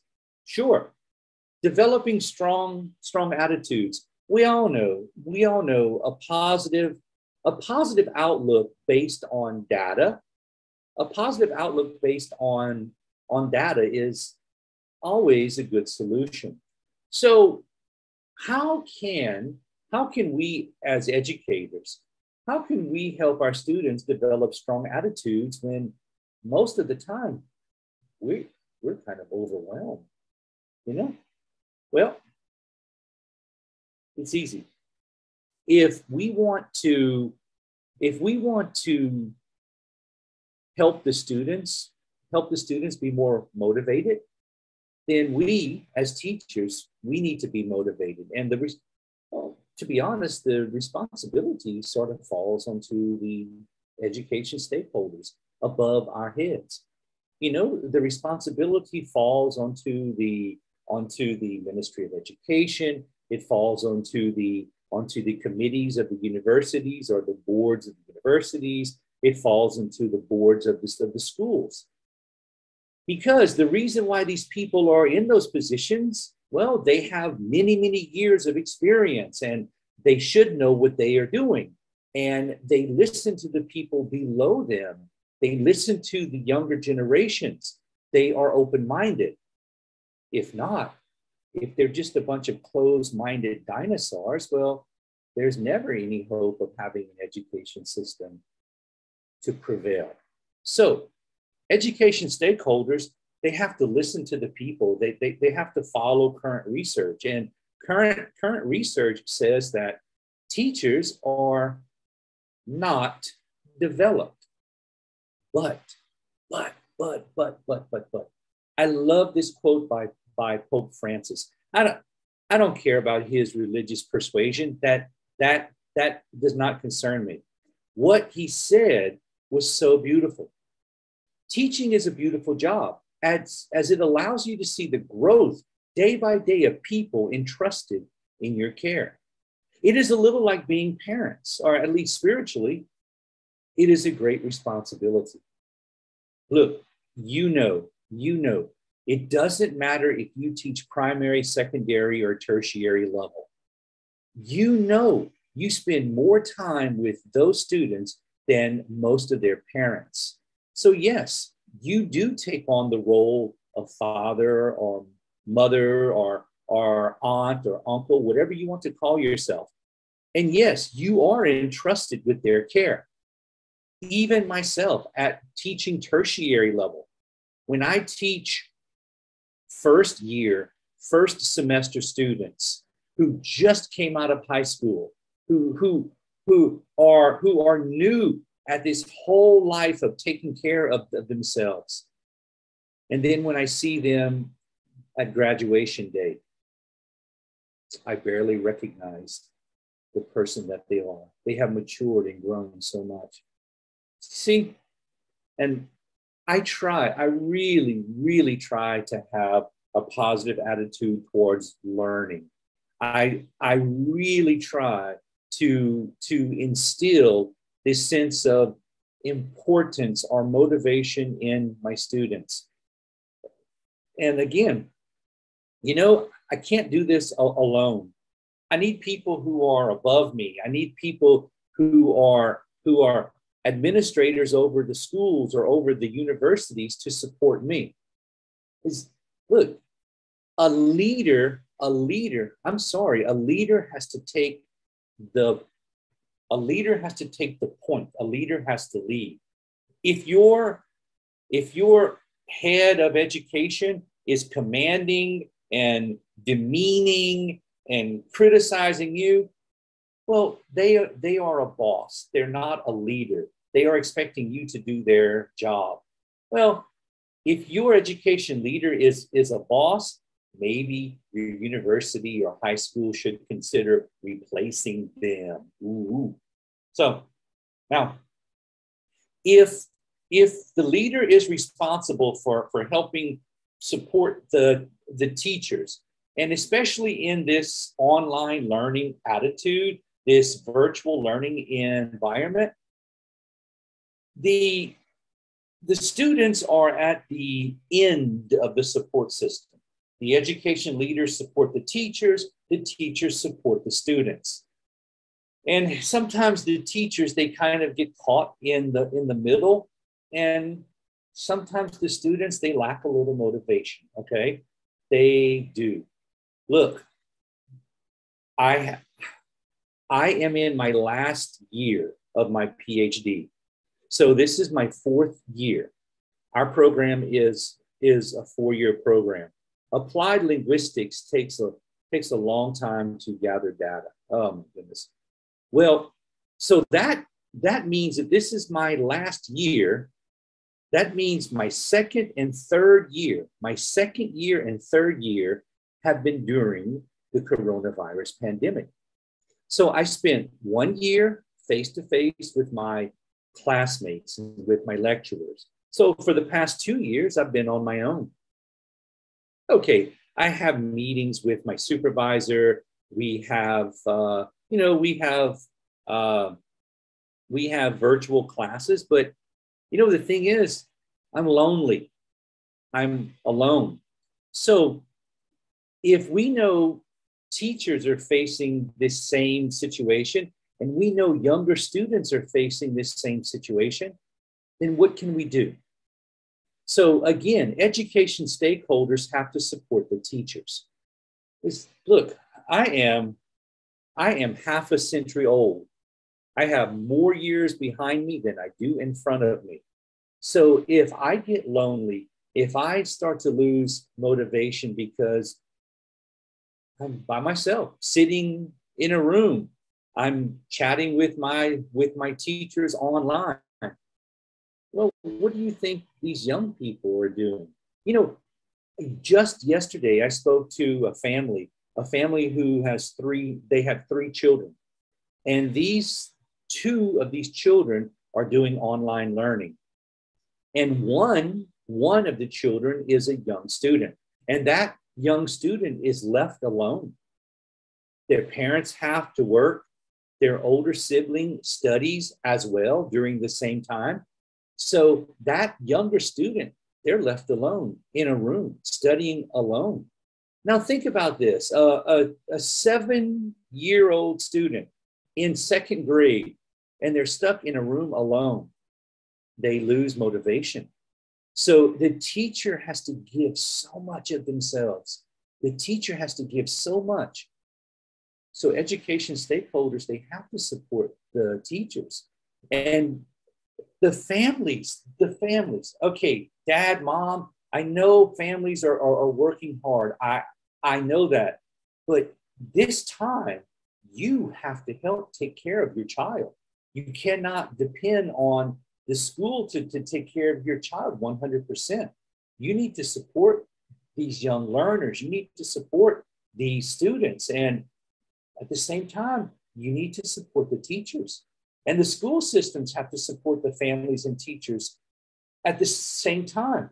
Because, hey, parents are tired. Parents, they lose enthusiasm. They do. And they're tired, and teachers are tired. Because 2 years is a long time. So how can we support students? Well, we support teachers and we support families. And see, the students are like, hey, great, we can do it. We are motivated.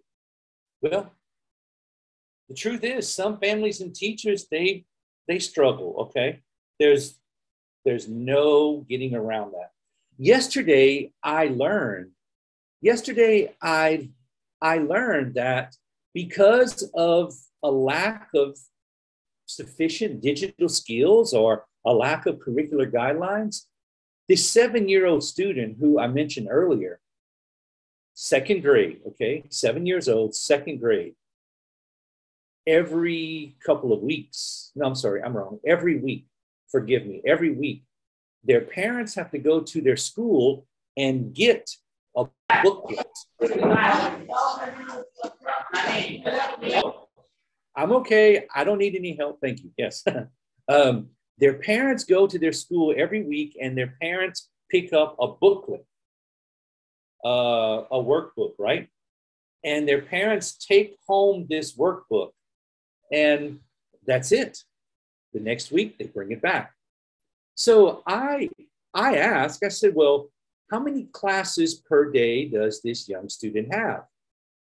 The parents said, oh, none. What do you mean none? Oh, none. We just pick up the workbook every week and our child does the tasks in the workbook and then we bring it back. I said, okay, well, how much interaction time does your child have with their teacher? Oh, none. Why? The teacher lacks even the simplest digital skills to create a lesson, a virtual lesson. So Is that the teacher's fault, or is that the education system's fault for not preparing the teacher? Again, it's been 2 years, people. It has been 2 years. So education systems, they have to aim, they really have to aim at strengthening the engagement between schools and parents and teachers. And look, they have to help guide the parents and the teachers on how to implement better education for their students and for their children.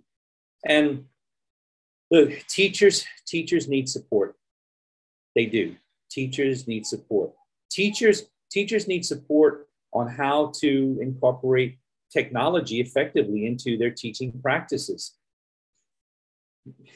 Look, I'm telling you, you know, a PowerPoint just doesn't cut it anymore.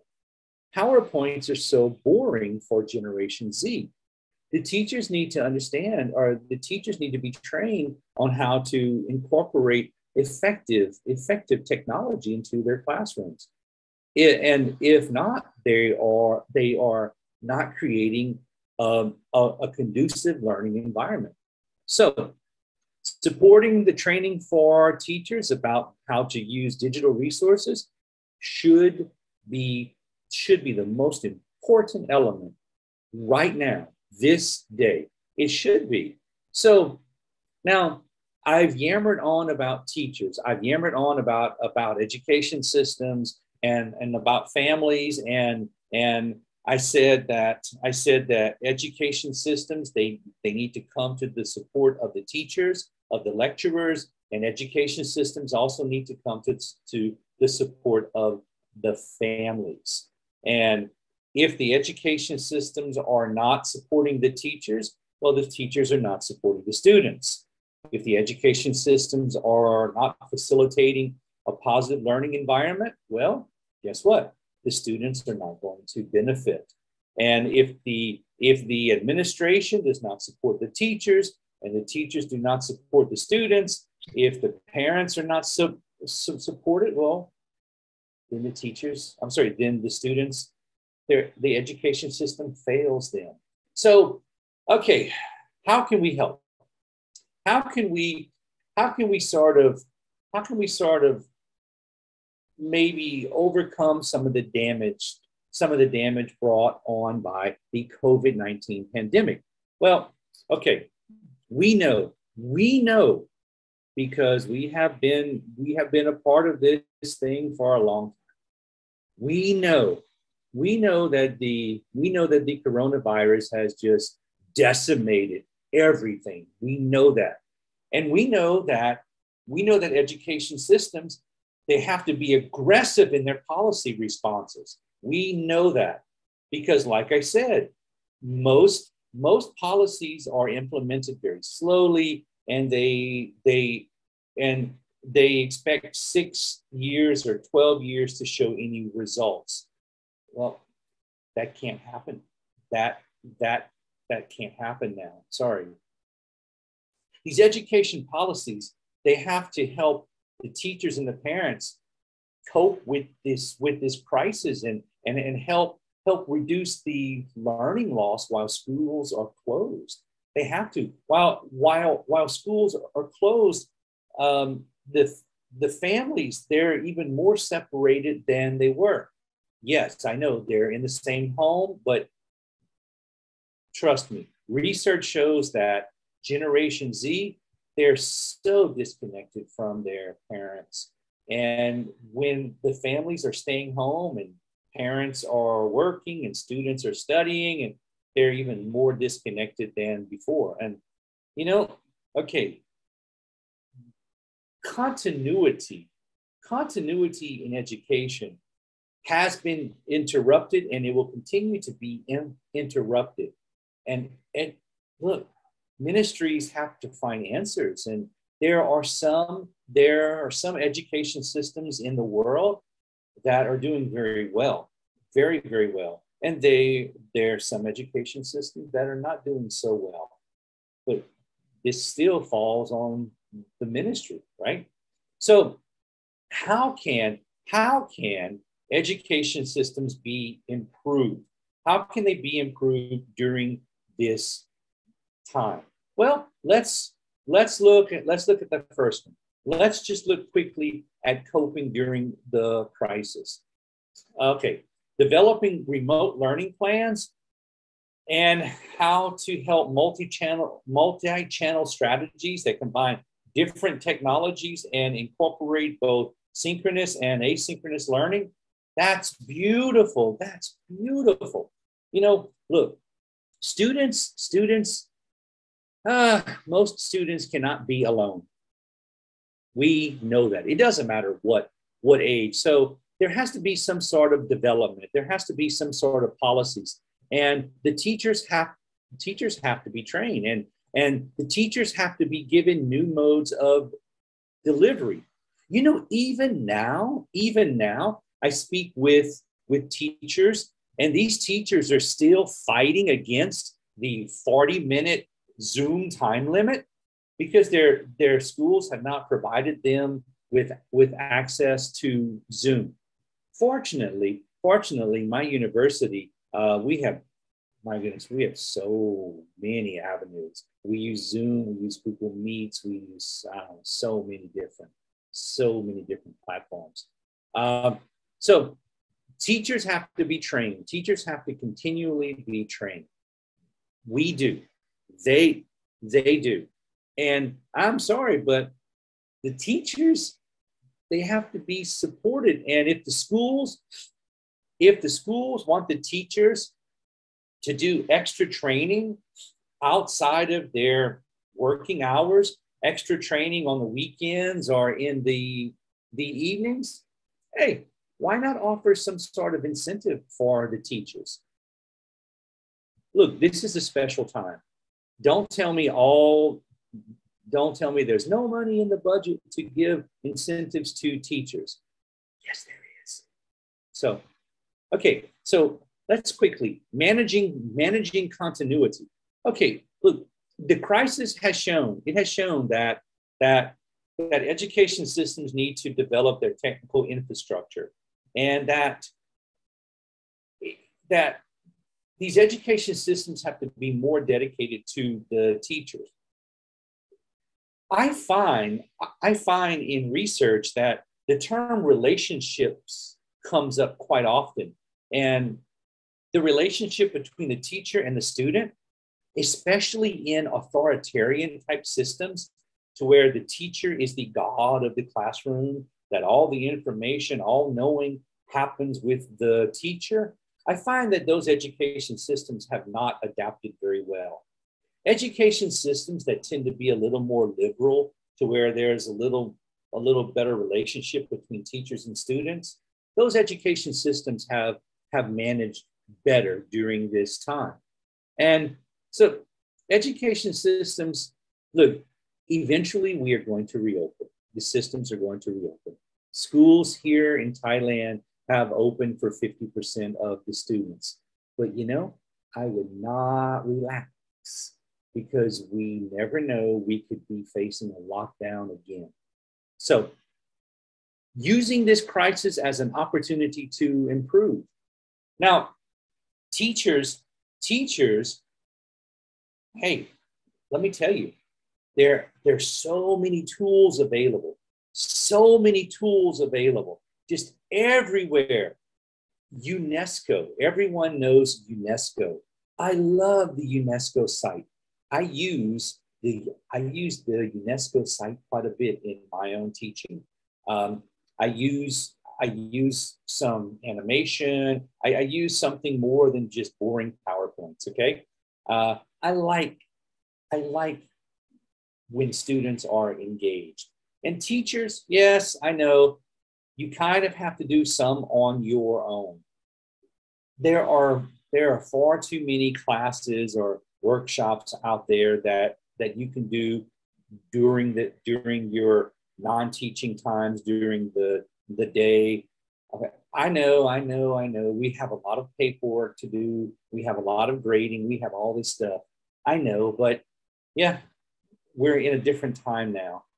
All of us have to work a little harder, and we will emerge from this crisis. We will. We will. And the thing is, we just kind of have to all work together. And the countries who are not able to build back better, they will not be able to build back better education systems unless they address the previous challenges I mentioned. And if education systems do not support the teachers, if they do not support the families, if the teachers cannot support the students, the families cannot support the students and support the teachers, then we're not going to be the best prepared. So just want to tell you that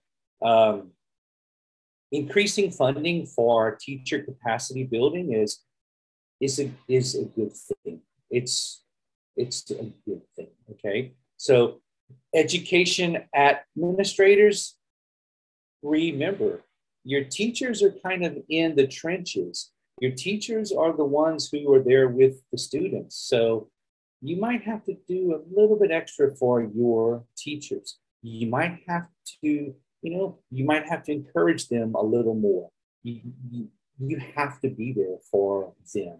And teachers, encourage your peers and reach out to the families, because, look, I tell everyone, I wasn't born to just teach. That's so boring. I was born to inspire others and to change people and to never give up. And I can't give up even when faced with these challenges that seem impossible. I can't give up. I can't think, oh, everything is wrong and everything is bad. Yes, there's so much bad out there, but we all have to support each other. We have to come together, and we can't blame. We have to support. And education administrators, you have to support your teachers. You have to give them whatever support they need. And teachers and parents, you have to communicate more now than ever, because students are opportunistic. That means that if they can find a way to be lazy, they will be lazy. Okay? Sorry. They are opportunistic because they lack maturity. So don't blame the students. This whole presentation is about adults taking responsibility, okay? I'm not blaming anyone. I'm just telling you everyone has to take their fair share of responsibility. So if anyone gets angry at me for saying you are an adult, be responsible, don't blame the students, well, oh well. So there you go. My time is up. I have been talking way too much and I'm tired. So you can scan the QR code and you can contact me on Messenger. If you try to add me as a Facebook friend, I think I have 5,000 already, or almost 5,000 friends. So if I reject your friend request, don't take it personally, okay? It's just I don't think I have enough room for more friends on Facebook. So, okay, there you go. I'm tired. Welly, I can read the questions. You don't have to read the questions for me. You can take a break. Okay, thank you. Okay. Oh, okay. I like the way you presented your event. Okay, thank you very much, Mr. David, PhD, for giving us such informative and interesting presentation. Hey, okay. Welly, yep. Welly, call me David. All that stuff is too long. Oh. Mr. David E. Paradin, A, B, C, D, E, F, G. Oh, no, just, oh my goodness, just call me David. Okay. We're okay, friends. David. Yeah. Okay. Okay. So far, we have 2 questions. Yeah, I see. And it is from Ismi. Question number 1. How well do you think Indonesian government handle the pandemic's online learning in Indonesia? Okay, you must tell us, okay, frankly, right? Even though it is sometimes touching the political aspect. Hey, Ismi. Hello, Ismi. Where's Ismi? Oh, Ismi, can you hear me? Ismi. Hi. Hi. Sorry. Hey, Ismi. Yeah. I don't. Yeah. Oh, you have Sorry. your cam. You Yeah, sorry. I'm you camera have your shy. camera Sorry. turned off, so your house must Sorry. be dirty. Okay, that's okay. Sorry. No. Ismi, Yeah. Okay. Yeah. Ismi, your question is very biased, by the way. Well, How well do you think? How well? What makes you think Indonesia has handled anything well? So, okay, you know, a secret here. I do a lot of research with my Indonesian friends, and my master's thesis was I did research in Indonesia, so I understand the Indonesia education culture rather well. Okay. So, how well do you think Indonesia government handled the pandemic online learning in Indonesia? Just as badly as everyone else in this area. Just as badly, because they were not prepared. You know, Ishmi, okay, yes, it's been 2 years. Yes. But Indonesia with, I don't know. Hey, Siri, what is the population of Indonesia? 250. As of 2021. 275 million people. 275 million currently. So when you have a developing country with 275 million people, with one of the lowest human resource development rates, one of the lowest English proficiency rates, when you have the lowest indicators in so many aspects, you should expect the government to not do well. Because some of the government leaders, they're kind of, well, I'm not saying this disrespectfully, I'm just trying to use a term. They're sort of like dinosaurs. They're kind of antiquated. They're stuck in their ways. And when the younger generation, especially women, say, "Hey, we would like this," the education leaders, they roar like dinosaurs. Don't tell us what to do. We're men and we're old. Oh, yeah, but I think if the education leaders in Thailand and Indonesia and other developing countries in Asia, I think if they would listen to people like you, people like Ismi, I think they would be much better off. So if there are any government leaders listening to us, you should hire Ismi to be your consultant. Oh, MG. Serious, because younger people, you know, younger people, you have so many answers. You can see the problems. And so on a scale from 1 to 10, let's say 1 horrible, 10 absolutely amazing. Indonesian government handled the pandemic with about a 4.5. Maybe less. No. Oh, Ishmi, you are my new best friend. Okay. Well, and Ishmi, all of my comments are based on research.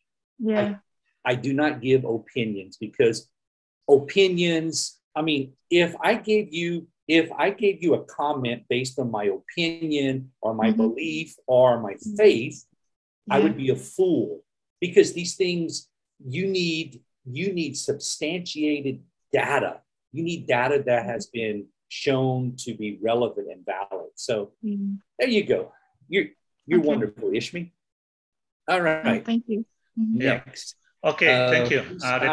So question number 2. Okay, it is from Husarida. She would like to ask you about the strategy, how to improve the student reading ability through virtual learning. Yeah, I see that. Okay, who's that? Husarida. Hello. Wow. Hey, Husarida. Yes. Okay. Okay. You know, I have this question so often. I am not even joking. This is actually a quite a common question. When when you're dealing with younger learners, okay, even primary school or secondary, whatever, students want to read about what interests them. Okay, full stop.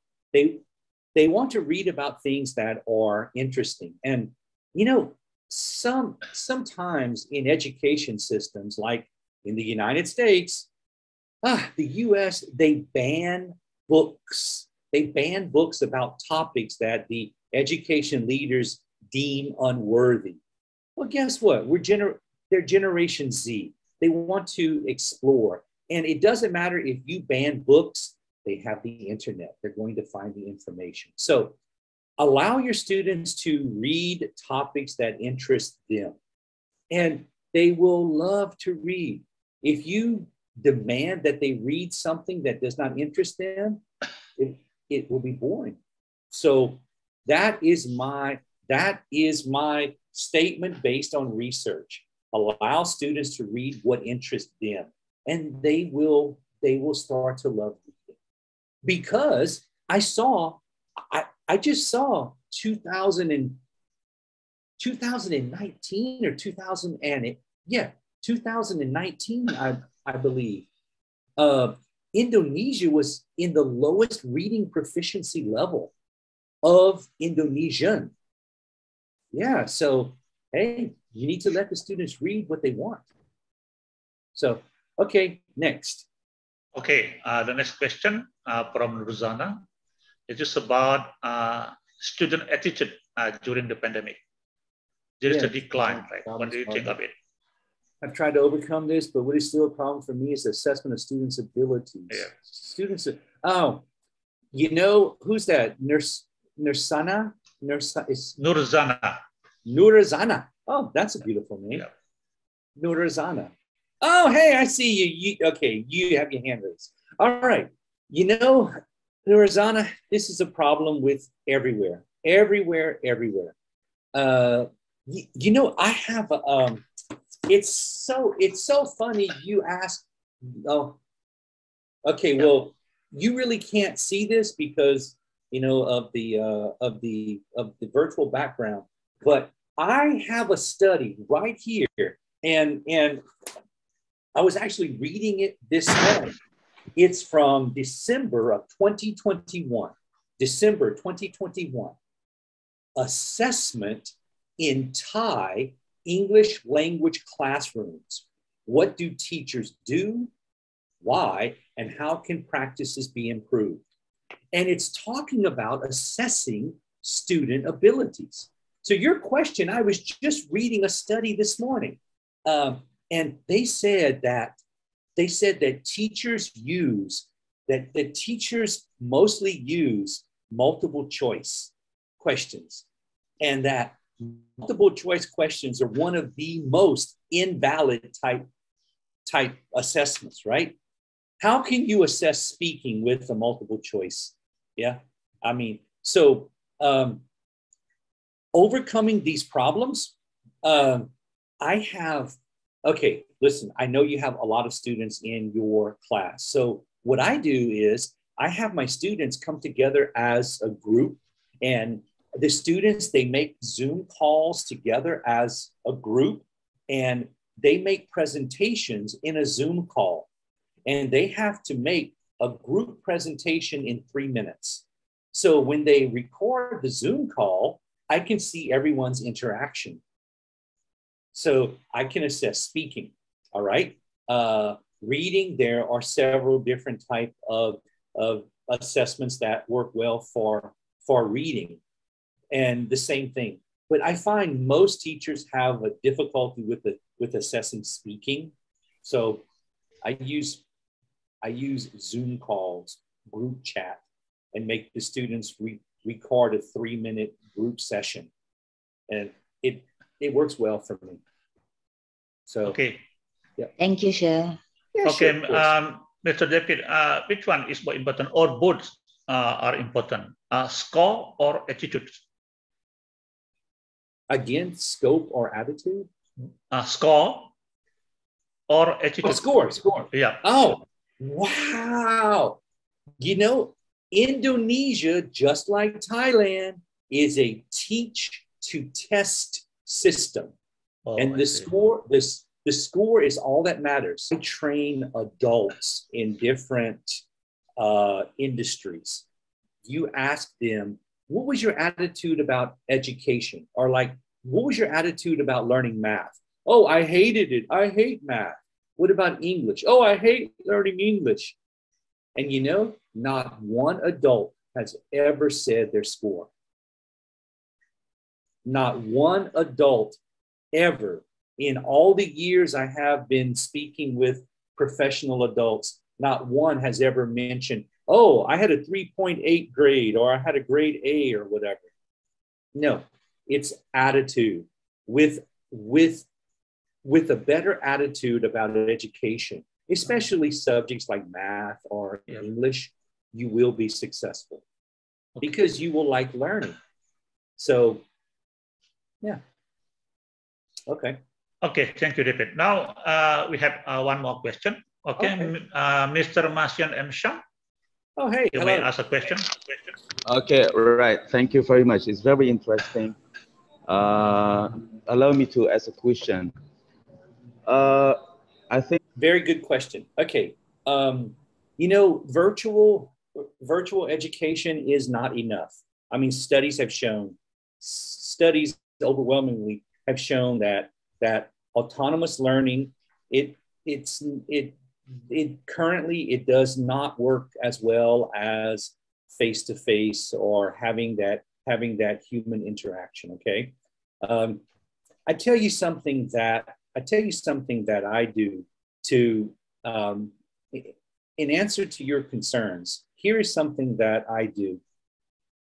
I tell my students in the very beginning, and I reiterate during the semester that, okay, I'm your teacher, and supposedly I know more about the subject than you.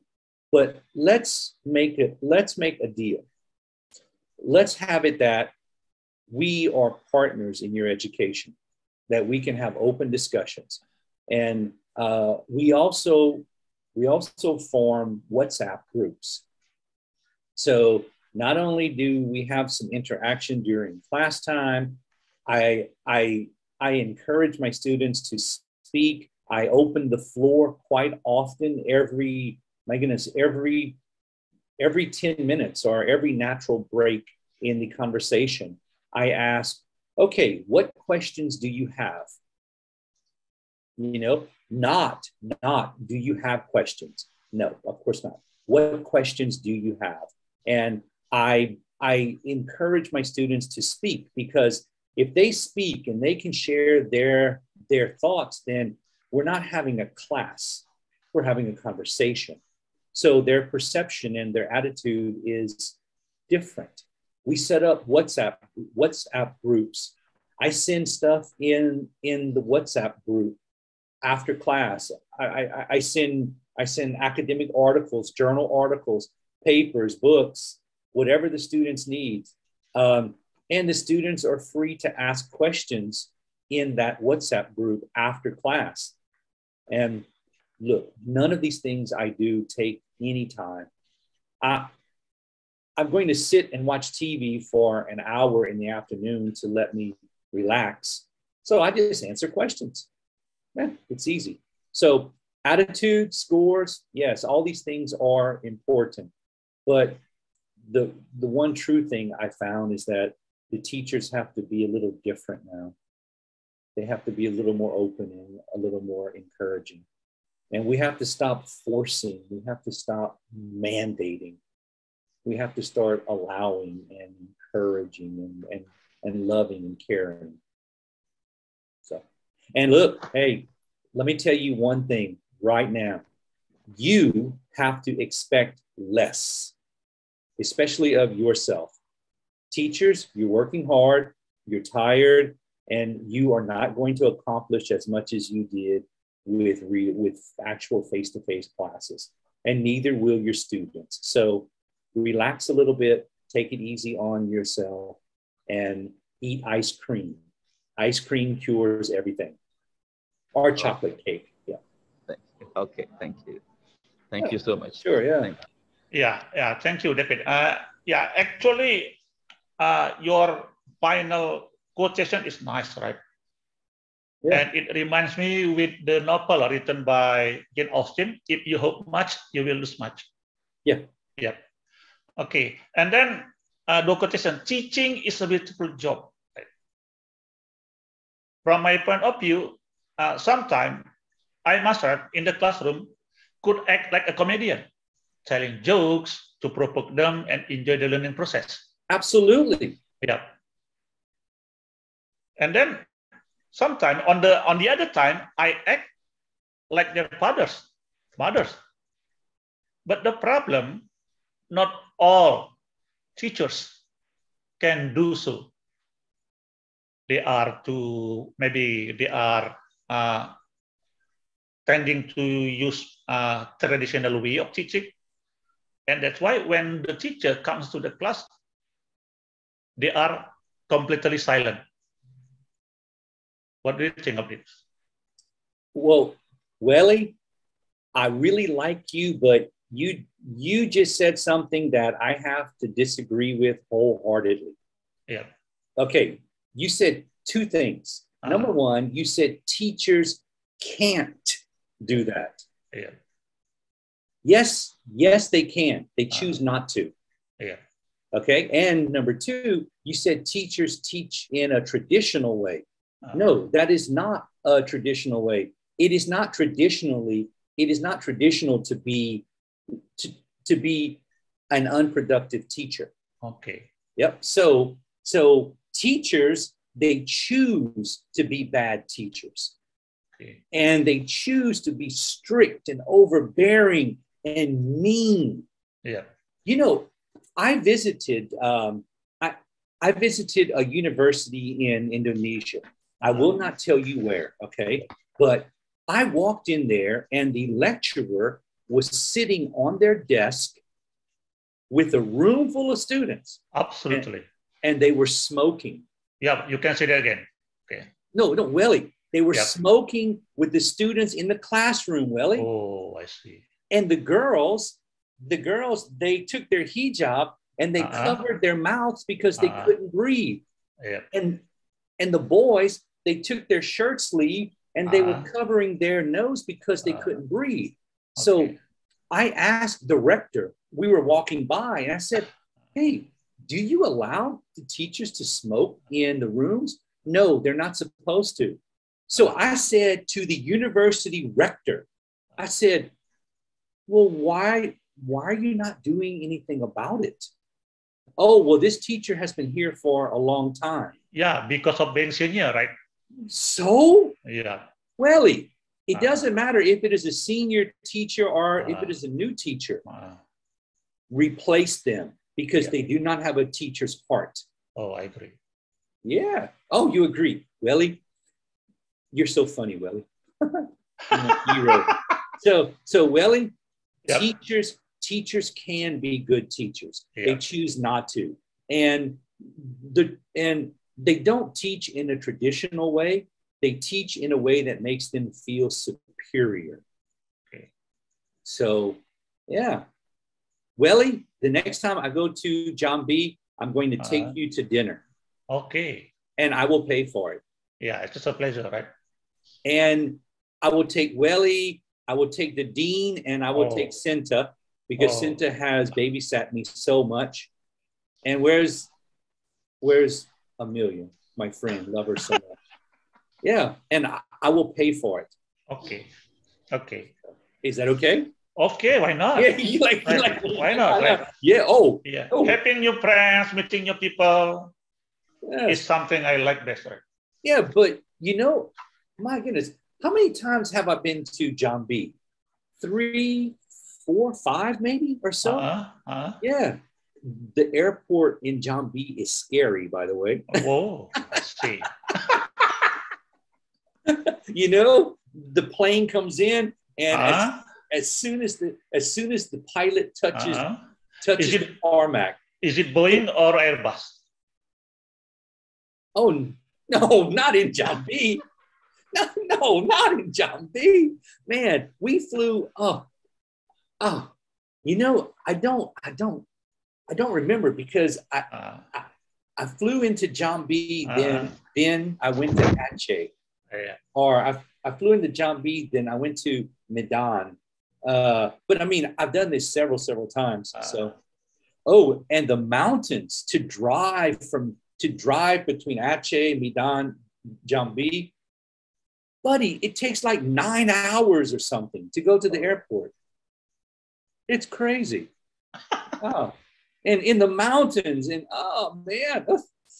So, but I love it. Oh, I miss the people. Yeah. Some people say that we are kind, but based on some new research, right? Based on one organization, our people is not nice, especially when they use technology, right? Gadget, right? Especially talking on social media. Yeah, but Welly, you know, I am currently right now. I am doing a study about how Thai society affects the self-image of foreign teachers, right? And man, Thai people on social media, especially Twitter, they are ugly, nasty. But that's the same way with everyone. Yeah. Twitter is anonymous. And Welly, if you don't know who I am, and if I know you will never find out, the real me comes out. The real me. If there are no consequences, no social responsibility, the real me. So, but thankfully, Welly, you are a lovely man. It doesn't matter on social media or off social media. You're just super sweet. So. Okay. Thank you, Mr. David. Yep. Yes. It is nice to listen to your presentation, and you are interactive, active, and positive. Sure. And batik. Yeah, come on, say something. It's sexy. Come on, Willie. Use the word sexy. Is it expensive? Oh, I don't know. I have one that was given to me by the governor of one of the provinces, and they paid let's see, IRB. Yeah, man, they paid no, it's IDR. Yeah, sure. They paid they told me they paid 2 million rupees for the material. Yeah, expensive enough, right? Really? Is that expensive? Okay. Yeah, expensive. Yeah, commonly in Indonesia there are many types of batik. When you come to Palembang, there is batik Palembang, Jambi, and even Malaysia. And UN has already told us that batik belongs to Malaysia heritage. Yeah. But okay. Thank you. Thank you. Beautiful. Yes. Yeah. Wonderful. Okay, I would like to thank to Mr. David, and please give applause for the second speaker, Mr. David. Thank you, Mr. David. My pleasure.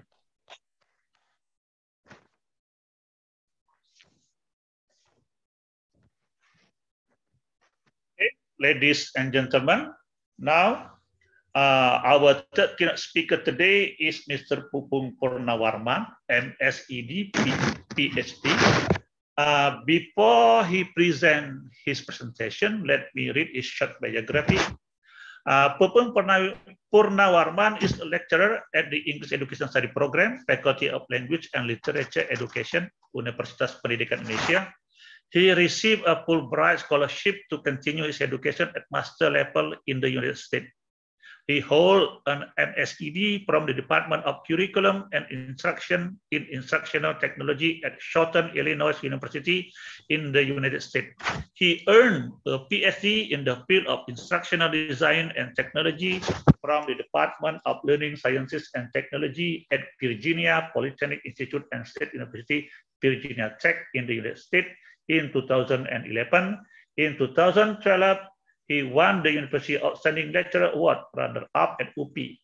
In 2015 to 2017, Pupung Purnawarman was elected the chair of the Integrated English Education Study Program for S1 undergraduate, S2 graduate, and S3 postgraduate at UPI. And in 2017 and 2021, he served as Vice Dean for Student Affairs at PBS UPI. Currently, the speaker is the coordinator of international accreditation for the period 2021 to 2026 at the Quality Assurance Office at UPI. The speaker has been actively involved in various teacher professional development activities such as teacher professional education and training, TLPG, teacher professional education, PPG, lesson study, and teacher and principal training activities organized by the Ministry of Education and Culture and USAID. While in the United States, the speaker was an instructional design and technology fellow at the Center of Excellence in Undergraduate Teaching, CEUT, and the Center of Instructional Development and Educational Research, CIDER, at Virginia Tech. In addition, he also a researcher at the Center for Instructional Technology Solution for Industry and Education, CITSIE, at Virginia Tech. Currently, the speaker is the president of AICEE, Association of Indonesia Scholar of English Education, and the editor-in-chief of the National Journal Indonesian EVR Journal, which is Sinta 3 accredited. Since 2012, Pupung Purnawarman has also actively been involved as a reviewer in several international journals indexed by Scopus and Web of Science published in the United States, published by Springer, Turkey, and Indonesia, IGAL. The speaker is involved in research related to English language learning, ICT and technology utilization and assessment. In addition, the speaker is also a member of various national and international professional associations such as Zeppelin, Asia Chapel, ICLS, AECT, EERA, ACM, etc. Before the presentation begins, let me inform how the presentation will be going on. First, keynote speaker, Mr. Pupung Purnawarman, MSED, PhD, will be invited to present the material for 40 minutes. After that, there will be question and answer session, followed by conclusion for 15 minutes. Now, allow me to welcome our third keynote speaker, Mr. Pupung Purnawarman, MSED, PhD, NET, to deliver this presentation, Teaching Method to Promote Digital Literacy. Mr. Pupung Purnawarman, the floor is yours.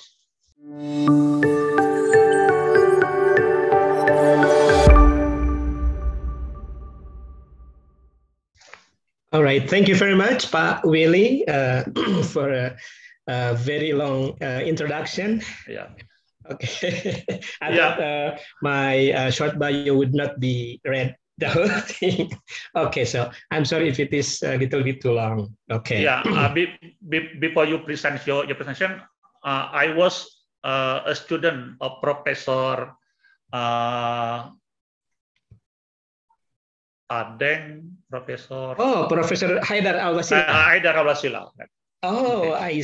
I see. Okay. Okay. So maybe that time I was still in the US. Yeah, I see. Okay. So it's very good to see you here. Well, again, thank you very much, Pak Willy, for that very generous and nice introduction. First of all, Assalamualaikum warahmatullahi wabarakatuh. Waalaikumsalam warahmatullahi wabarakatuh. I feel very honored to be invited again as one of the speakers at UIN Sultan Toha Jambi. Actually, this is my second time. The first time was, I think it was a webinar about research methodology. Okay, and this is the second time. I hope I can contribute something to the community at UIN. Okay, and if there is a third time, okay, I heard that if it is 3 times, then I can get a beautiful cup or glass. Ya. Kalau 3 kali dapat gelas cantik katanya. Okay, all right. Secondly, allow me to say that I am actually a little bit nervous because I was called earlier that probably my presentation would be earlier than at 11. Okay, while actually I was prepared for 11 o'clock. So this is like 15 minutes earlier. So I think I have the right to feel a little bit nervous. Okay, just so you know. Okay, and then so to reduce the level of my nervousness, let me talk about batik. Okay, because earlier I think David mentioned about batik. Okay, while yes, that's very beautiful batik, by the way. Okay, and actually at 8 o'clock in the morning until 10, actually I was in the ujian sidang promosi doktor, so in the examination, okay, for one of my advisee to become a doctor, okay, and we were asked to wear suit and tie, okay. So this morning I had to wear suit and tie, but then when I heard David mention about batik, okay, I think I have to change. Okay, anyway, because wearing batik, wearing suit is, kind of hot. And yeah, I'm already sweating. So I'm wearing batik too. And I just would like to share the information that this is the motif. I think this is the Jambi style batik. Okay, I got it from one of my students from Jambi. Okay, so I'm wearing this now. All right, now let's go to the presentation. Okay, and I'm sorry if the way I'm presenting is a little bit different from David and the previous Dr. Gamal Abdul Nasir. Okay, David was very communicative, interactive, and I was enjoying the presentation until the last minute, and I hope that David would talk until 12. Okay, I would still be here. Okay, enjoying. Okay, my presentation would be like I'm sorry if it sounds like a lecturing. Okay, but this is actually just sharing. So let me share the screen. Let me share the screen with you of the presentation slides that I already prepared.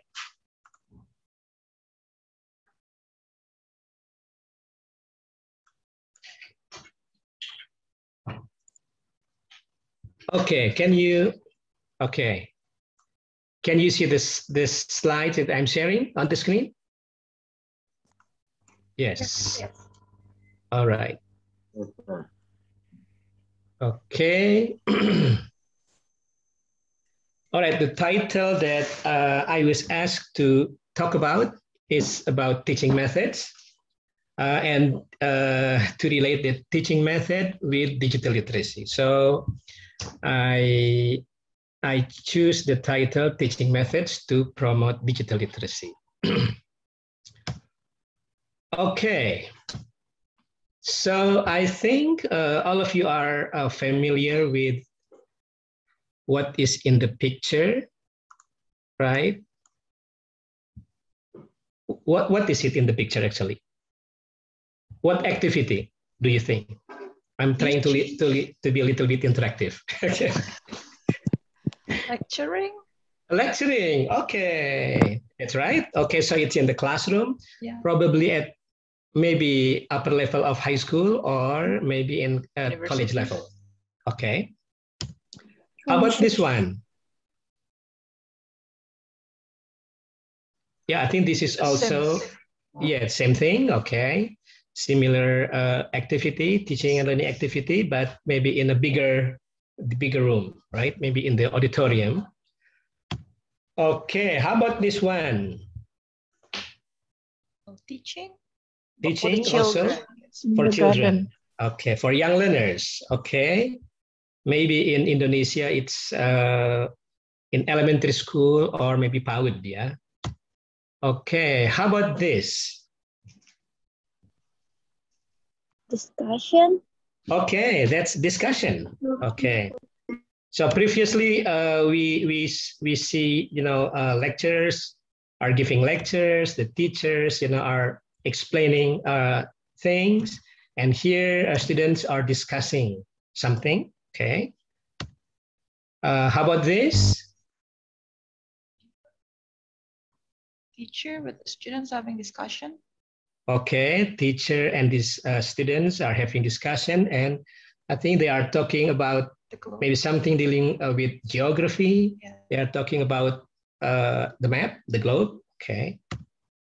Okay, and then I think this is very current. It's like kekinian, right? Okay.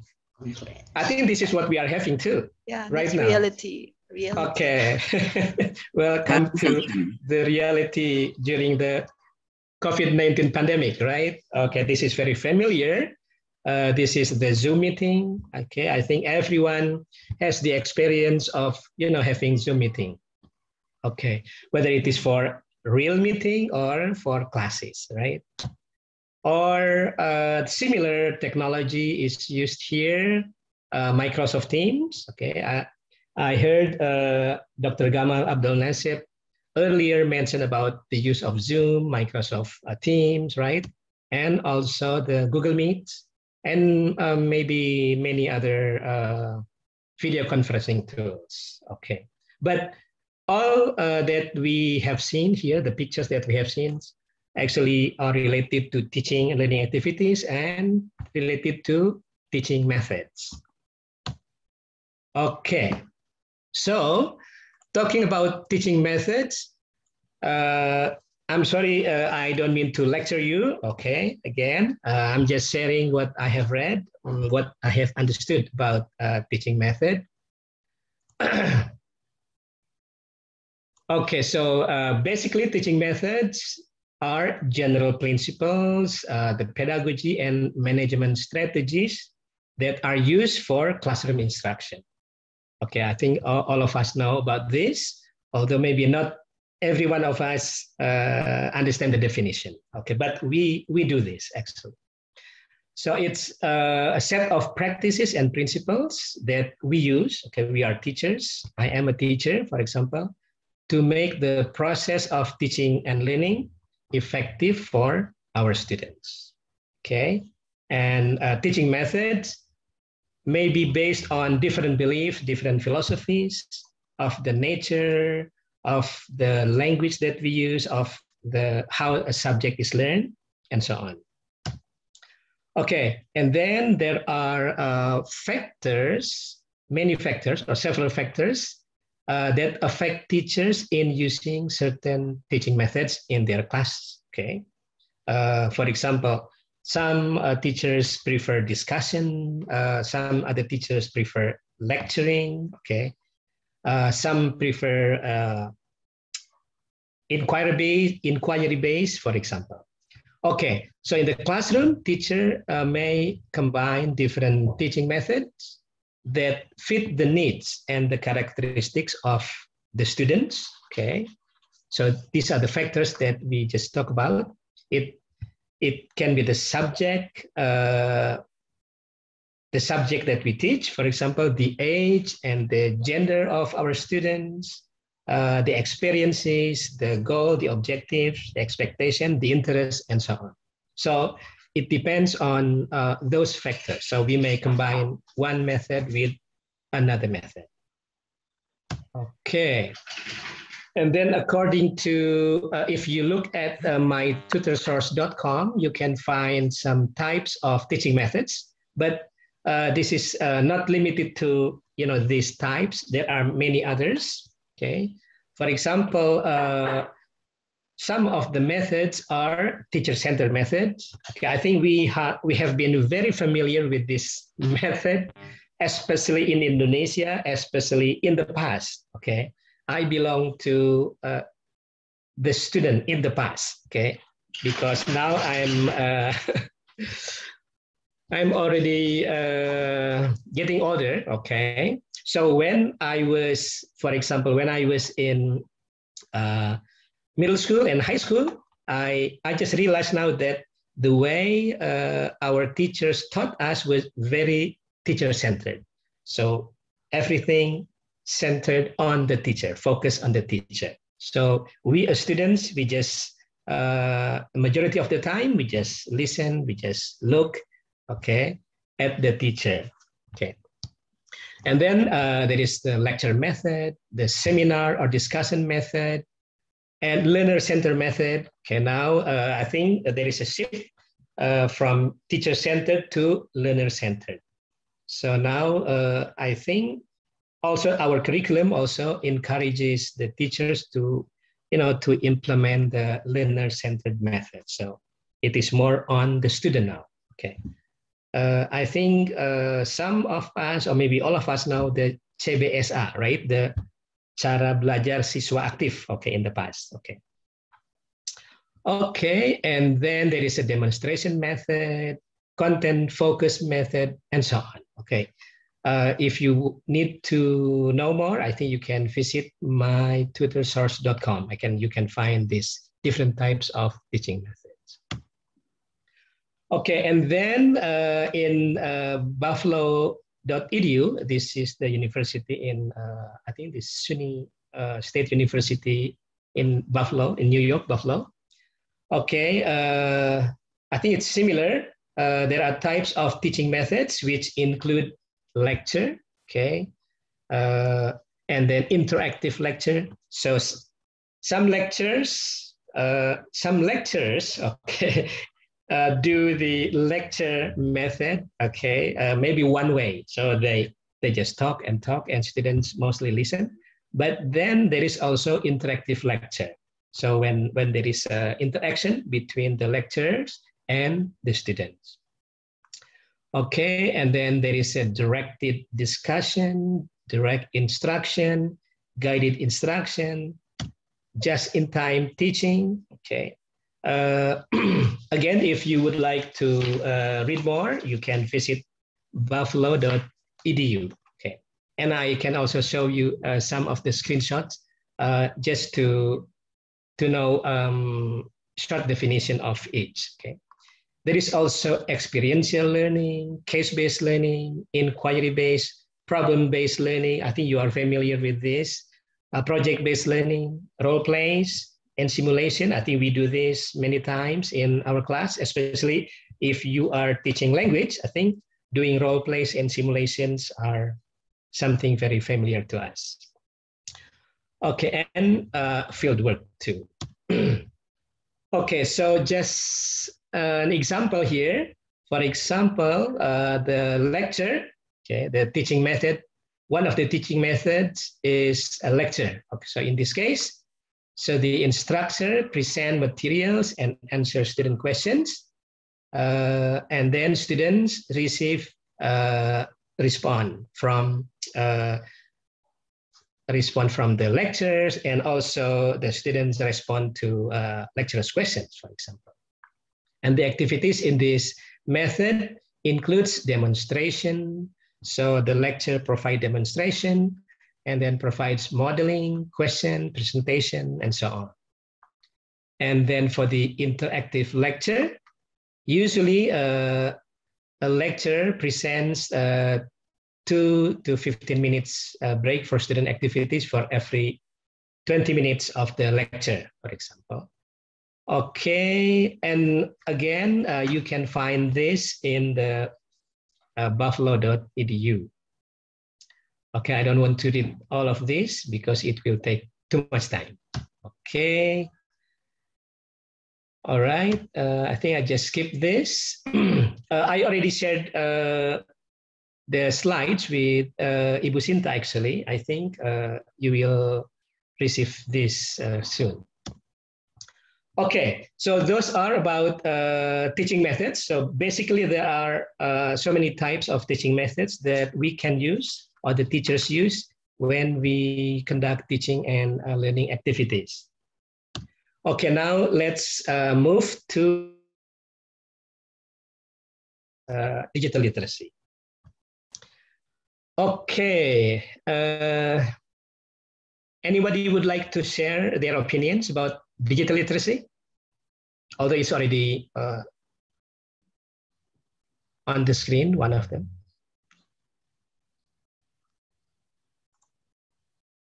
Okay, All right, so traditionally, literacy refers to the ability to read and to write. So the traditional definition of literacy is the ability to read and to write, but that is very traditional. Okay, now, you know, the world has changed, especially with the development of technology. So the word literacy now is not limited to the ability to read and to write only. Okay, so when the word literacy is, you know, standing alone, okay, so it usually refers to reading and writing skills. But when literacy is combined with the word digital, for example, okay, digital literacy, or I think we also know so many literacies, right? Technology literacy, computer literacy, information literacy. There are so many literacies right now. So when literacy is combined with the word digital, okay, it becomes digital literacy. So the term digital literacy encompasses more than just reading and writing skills. It's more than that. Okay. So if we look at the picture here, okay, there are some digital devices. Do you have maybe one or two of them? Or maybe some of you have all of them? Is there any one of you who have all of them? Not really. Okay. No, but you sure had digital camera, right? I think everybody had digital camera. The old one. The old one, okay. Because now I think the function of digital camera has been, you know, replaced, you know, by a smartphone, right? Yes. Okay. It's kind of sad for the digital camera, right? Okay. Desktop PC. Okay. In the past, I had a desktop PC, but now I don't have it anymore. I prefer to use laptop. Okay. Laptop, mobile phone. I think everybody has mobile phone. Okay.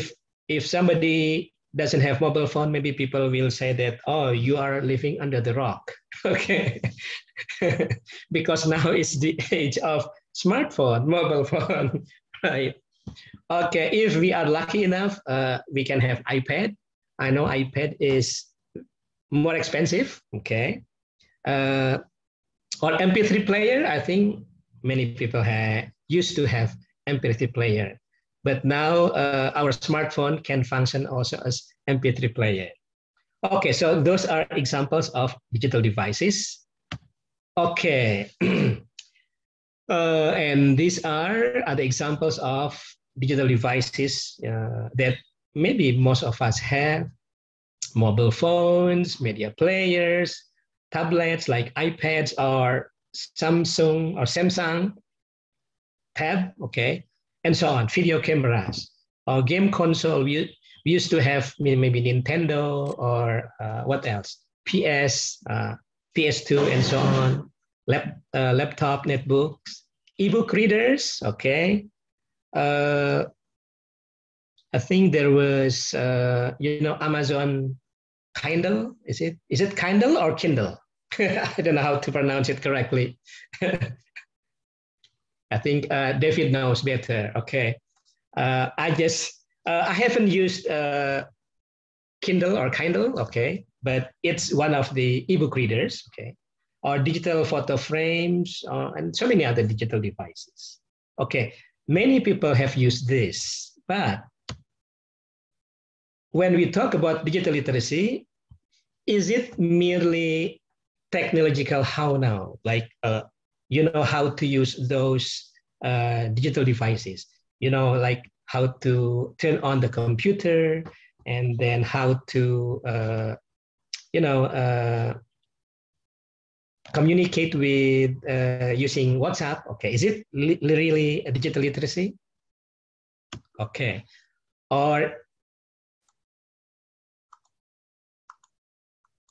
Okay. Is it knowing to turn on laptop or to turn on an LCD projector included in digital literacy? Or is it the definition of digital literacy that you know how to turn on the laptop, how to connect a router, how to access email, browsing websites, filling online form, and so on? Okay. You don't have to answer now. Okay. Or is it more than just the technical skills? And then, is digital native automatically digital literate? Okay, so those are some maybe helpful questions when we talk about digital literacy. I think earlier David mentioned about the generation Gen Z, right? Okay.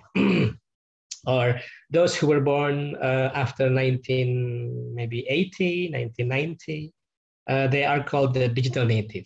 But the question is, are those digital native automatically digital literate? Okay, the answer may be yes, maybe no. Okay, now let's define digital literacy. Okay, digital literacy includes a wide variety of ethical, social, and reflective practices that are embedded in work, in learning, in leisure, and daily life. So basically, it is not only the technical knowledge, how to turn on the computer and so on, but it's more than that. It includes the ethical aspects, the social aspects. Earlier, I think Pa Welly and David talk about the ethics when people get online, right? In the Twitter, for example. Sometimes when people are on the Twitter, they become somebody else, which are different from themselves in the real world, for example.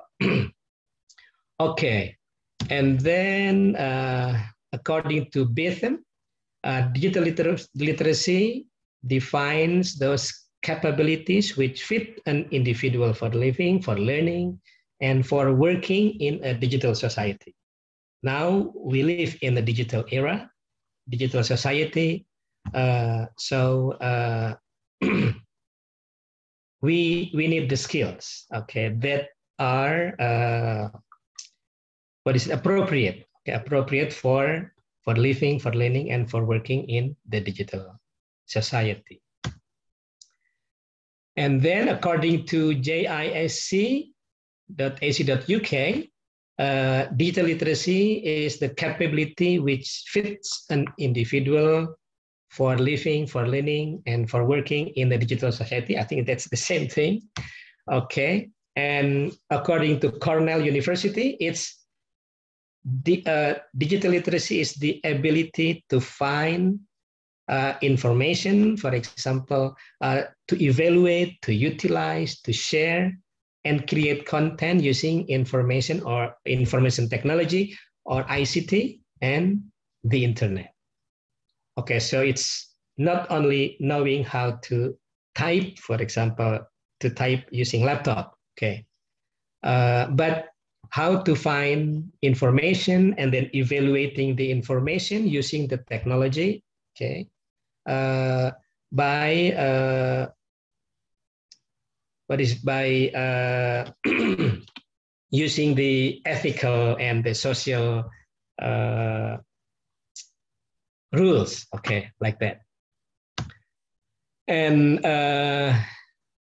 digital literacy means having the skills that you need to live, you need to learn, you need to work in a society where communication and access to information is increasingly through digital technologies like the internet platform, social media, and mobile devices. Okay, because every day we use internet, we use social media, whether it is WhatsApp or Facebook or Twitter or Instagram, right? Those social media and mobile devices. So we need to have the skills, the right skills, how to use and how to act. Okay. in this digital era. And according to the American Library Association, the digital literacy is the ability to use information and the ICT, information and communication technologies, to find, to evaluate, to create, to communicate information, which require both cognitive and technical skills. So basically, I think those various definitions of digital literacies are very, very similar. Okay, I think this is also similar. So let's go to the next slide. Pak Willy, just let me know if I've been talking too long, okay? It's okay, Prof. It's okay. Okay, all right. Okay, so now we look at the relationship between digital literacy and other literacy. So as I mentioned earlier, there are so many literacies now, and it's not limited to the ability to read and to write, okay? So it's not only the skills, reading skills or writing skills, but there are many other literacies. So here we have the digital literacy, which includes the ethics and e-safety when we go digital, or we go to the digital world, okay? That include computer literacy and the functional skills of how to use the technology. Okay, and then there is also media literacy, okay? That is the critical use of non-textual communication format, how we use media, okay? And then there is academic literacies,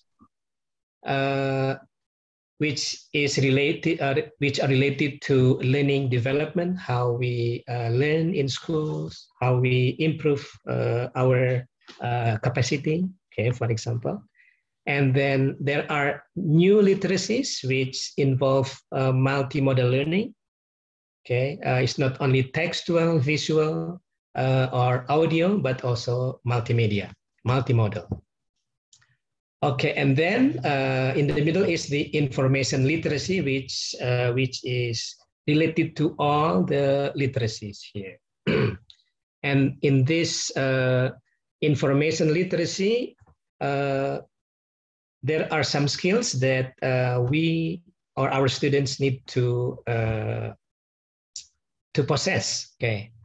For example, the critical thinking skills, the evaluation skills, searching skills, how to search for information, and how to critically analyze the information that they obtain, for example, and so on. Okay, and there are some digital literacy models, and this one is the one coined by the International Society for Technology in Education, or ISTE, okay? That digital literacy includes several aspects, okay? For example, includes the ICT innovation, how to use the ICT, for example, and then the constructive social action, critical or creative thinking skills. And then on the level, for example, how we can access the information, use the information, understand the information, and how to create information, communicate information using the digital technology. Okay, this is the explanation of the use, the understand, and the create in the digital literacy model by ISTE. Okay, that competencies for digital literacy can be classified based on the three main principles, the principles of using or understanding and creating. Okay, the use is, it represents the technical fluency that is needed to engage with computers and the internet. So in this case, we need to have the skills and the competencies how to use the digital technology. Okay, and this digital technology range from basic technical know-how and basic technology, like how to use computer program, how to type using word processors, how to use Microsoft Excel, for example, or how to use web browsers, how to use search engine, okay, and so on. Okay, and then another principles of understanding. Okay, understanding in this case is the set of skills that help us comprehend, contextualize, and critically evaluate digital media, so we can make. So when we make decisions, we make informed decision about what we do and what we encounter online. So when we search information, we use the information based on our understanding on that information. Okay, for example, when we find a piece of information, so by having digital literacy, we know how to evaluate the information, whether the information is true, okay, right, okay, or wrong, or is it true or fake, for example, or even if it is true, so we need to understand whether it is okay to share it with others, or we just keep it for ourselves. Okay, you know, like that. And then create, okay, it is the ability to produce content and to effectively communicate through a variety of digital media tools. So by having digital literacy, we know how to access the information and how to use and evaluate the information, or we can create information using digital tools that we have and communicate to others.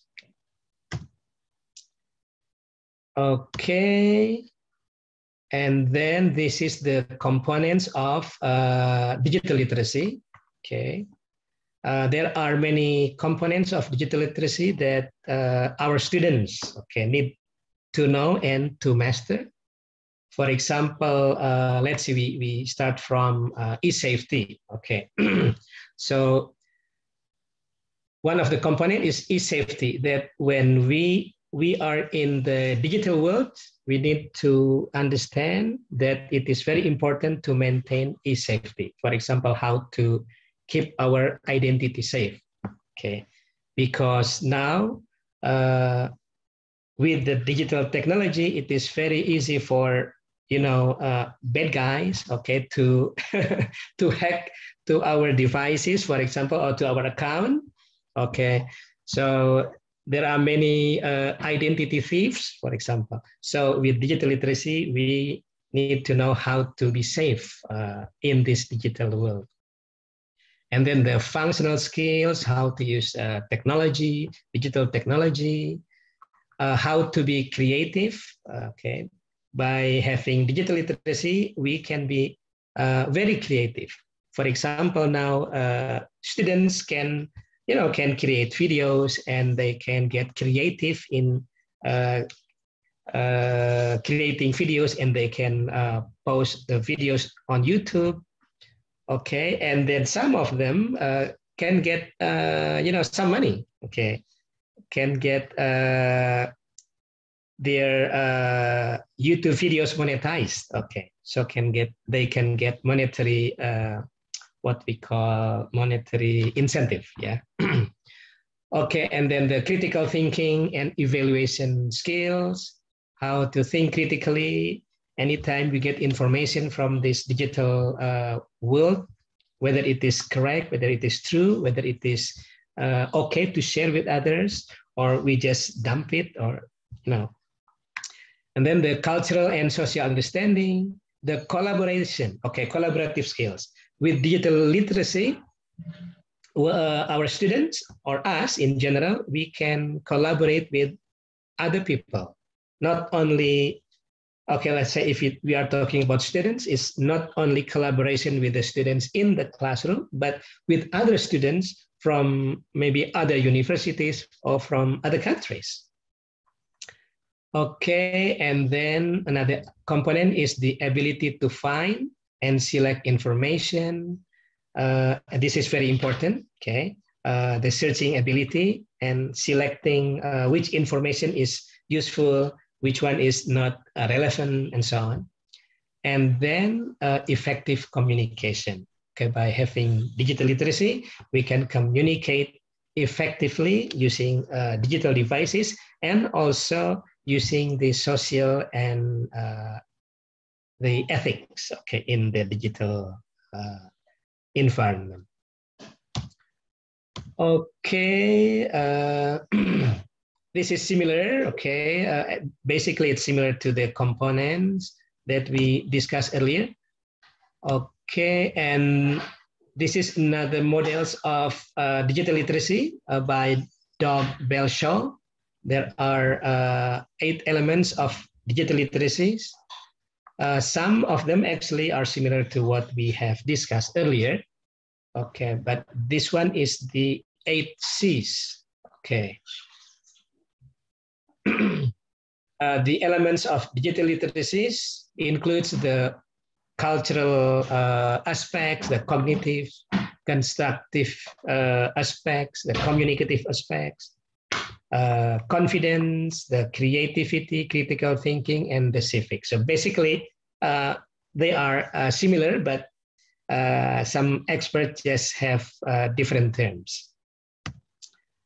Okay, and this is the level of digital literacy.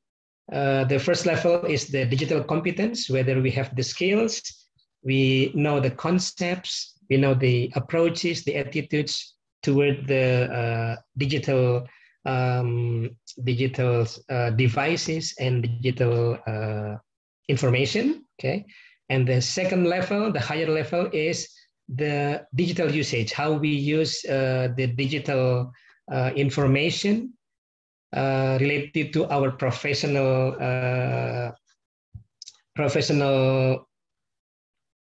context, okay?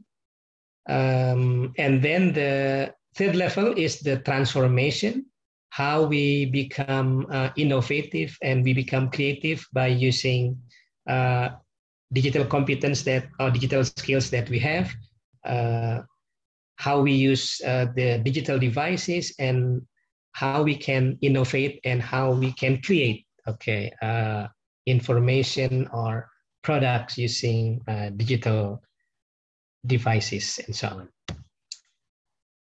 Okay, I think I will just skip this now because the title is about teaching methods and digital literacy, teaching methods that to promote digital literacy. There is a question here. Is there the best teaching method to promote digital literacy?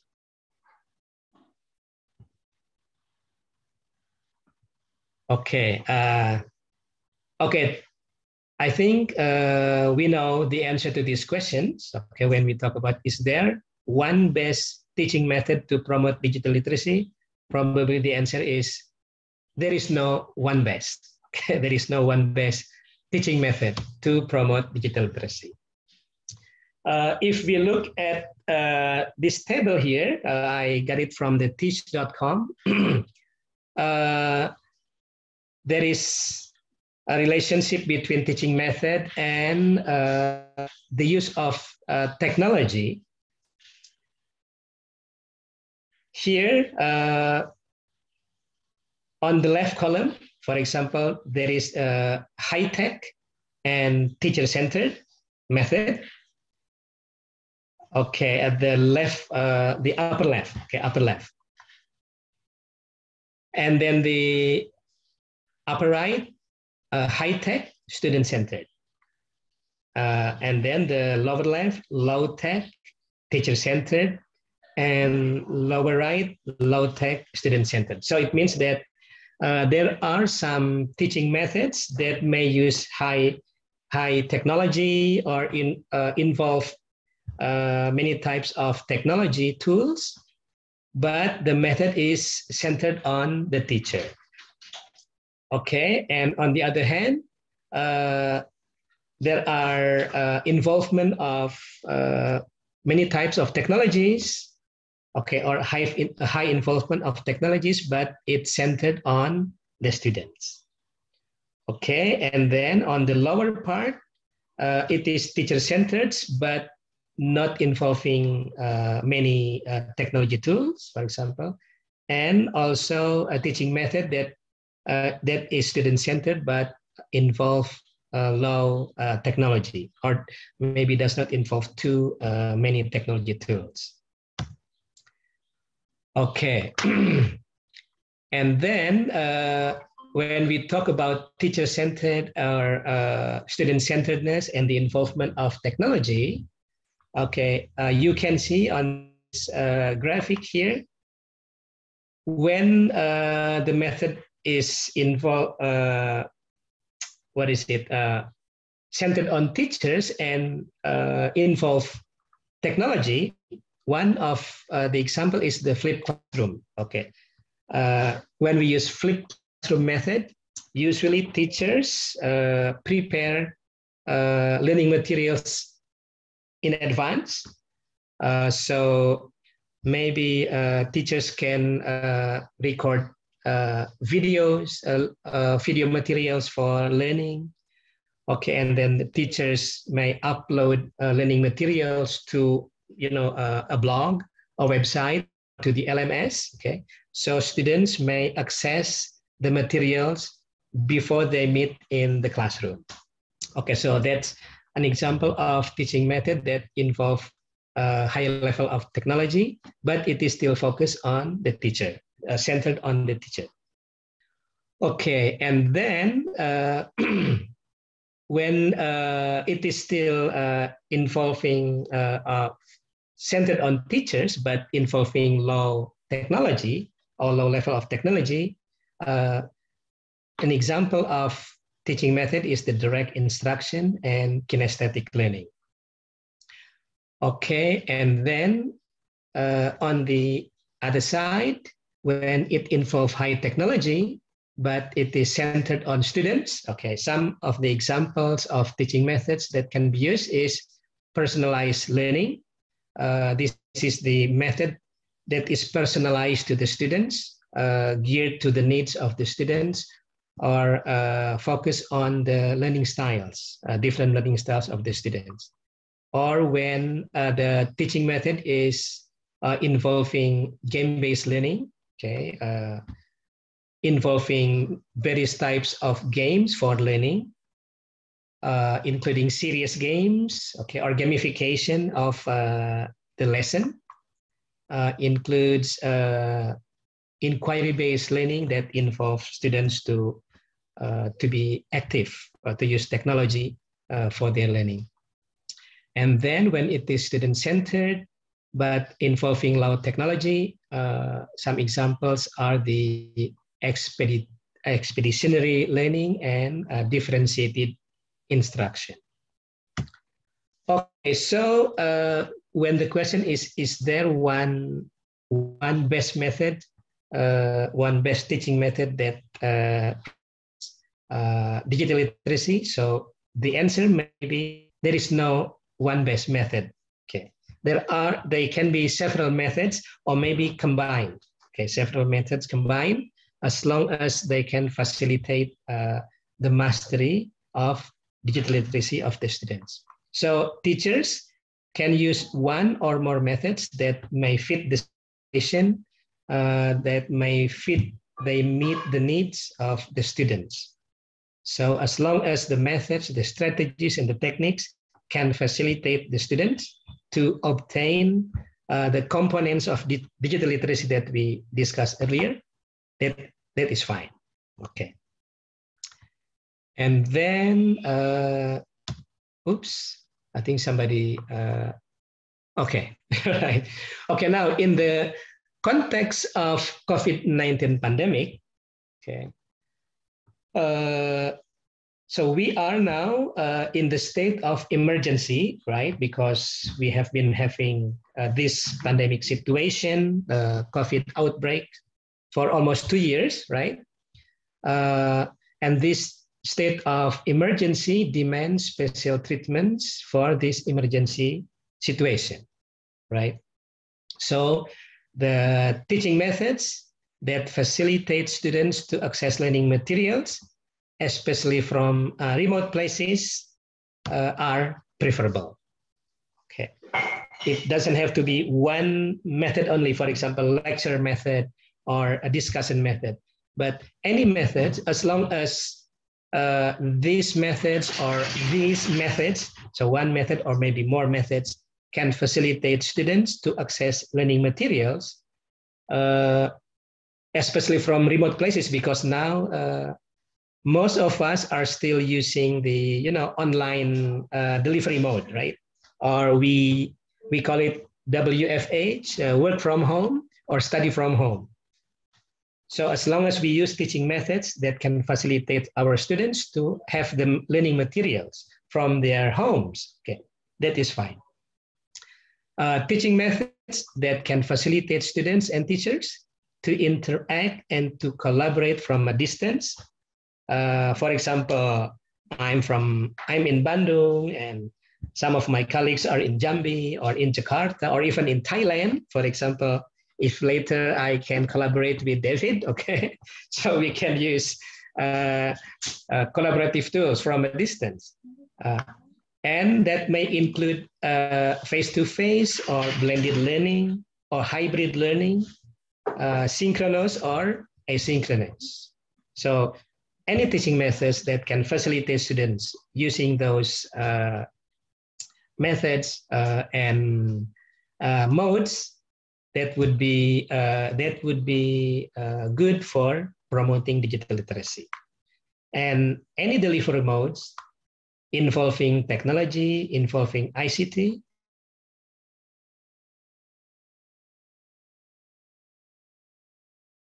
through video conferencing tools like what we are having right now, that can facilitate the students to obtain or to master the components of digital literacy, can be used. Okay, so any modes. And here are some tips to promote digital literacy for our students. For example, when we teach, we need to emphasize the importance of critical thinking. So as we mentioned earlier, digital literacy is not only limited to the technology know-how, okay, how to use it, but how to use our critical thinking skills when we get the information from the media, from the digital world. And then to use the social media for learning and collaborating. All of us, okay, are familiar with social media. Okay, I think everybody has WhatsApp, Telegram, or Instagram, Twitter, Facebook. Okay, so we can use this social media for learning purposes and for collaborating. Okay, by doing this, by using social media for learning and collaborating, this can also improve or promote digital literacy of our students. And then we need to provide guidance on how to avoid plagiarism. Okay, I think with the advancement of technology, with search engines, which is very helpful right now, I think we can use Google or we can use Bing, we can use any other search engines. It's very easy to access information from other sources. And I think our students may forget something that maybe they just copy paste, okay, without giving credits to the owner, for example. So we need to provide rules and guidance to our students so they can avoid plagiarism. And then we can teach our students to manage their online identity. This is related to e-safety, right? How to make their identity safe. Okay.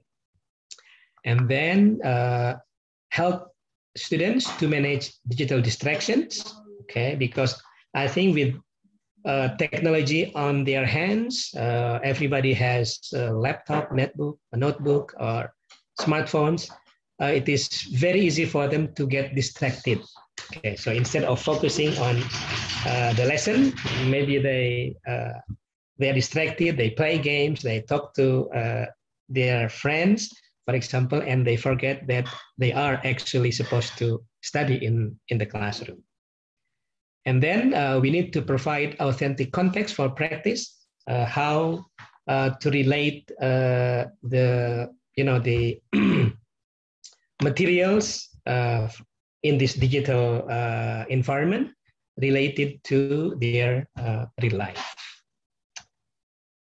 All right, I think that's all. I think maybe, I'm sorry if I have talked too long. Okay, so thank you very much for your attention and for listening to me. And if you have questions, you may contact me at purnawarman@upi.edu. All right, thank you so much. Assalamualaikum warahmatullahi wabarakatuh. Waalaikumsalam warahmatullahi wabarakatuh. Okay, thank you very much, Professor Pupung Purnawarman. And so far, I have 5 questions. I believe that you don't mind answering the questions. Sure. Okay. Question number 1. Many of internet users, netizens, lack of the ability to understand, evaluate, select which information is useful or trusted, and which information is hoax. Why do you think this happened? And moreover, as educator, what should we do in order to make students be smart internet user? Okay, I think I need to write.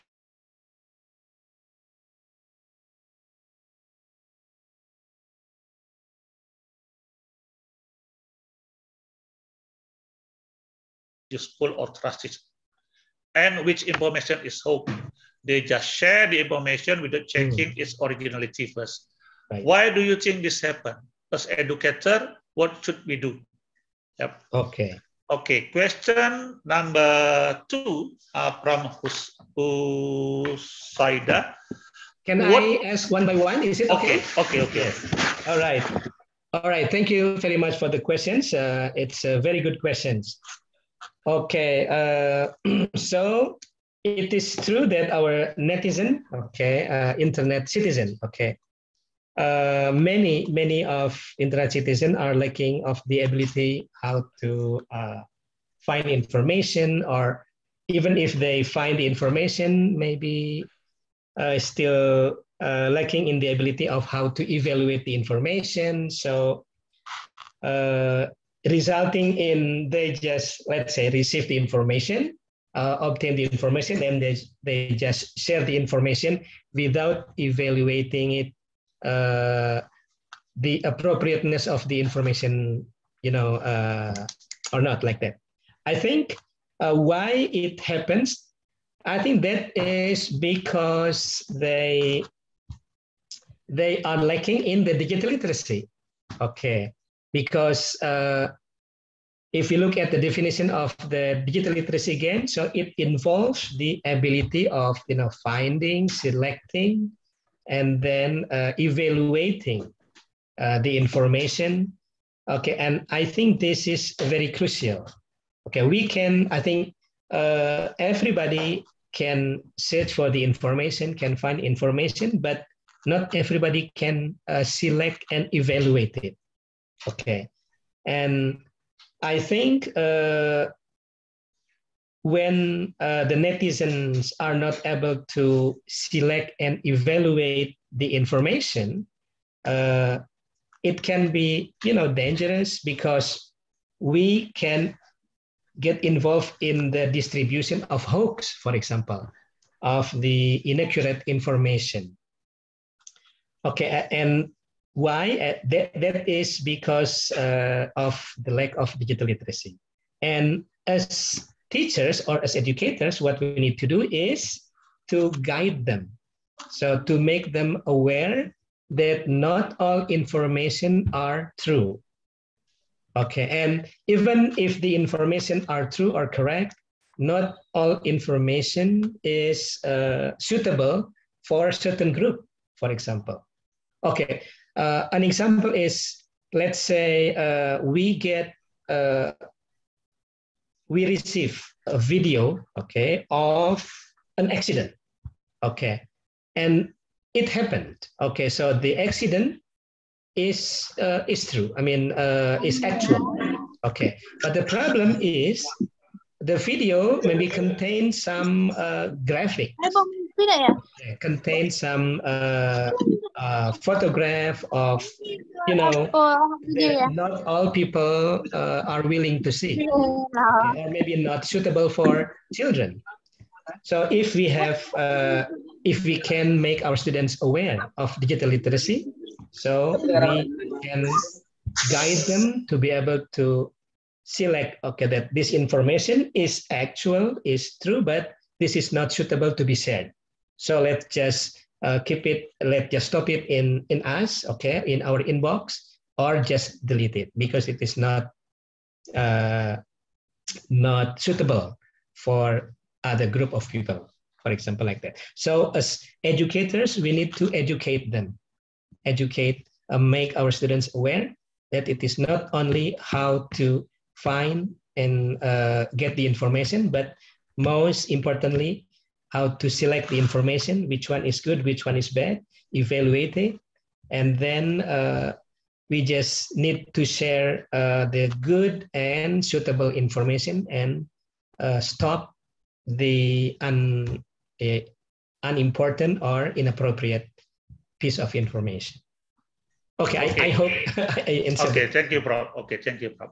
And the second question comes from Husarida. My question, what should I do when one student say that he is not into my classroom? Okay. Okay, so what should I do? Or what should we do when the students say, I'm not into this class? Yeah. Okay.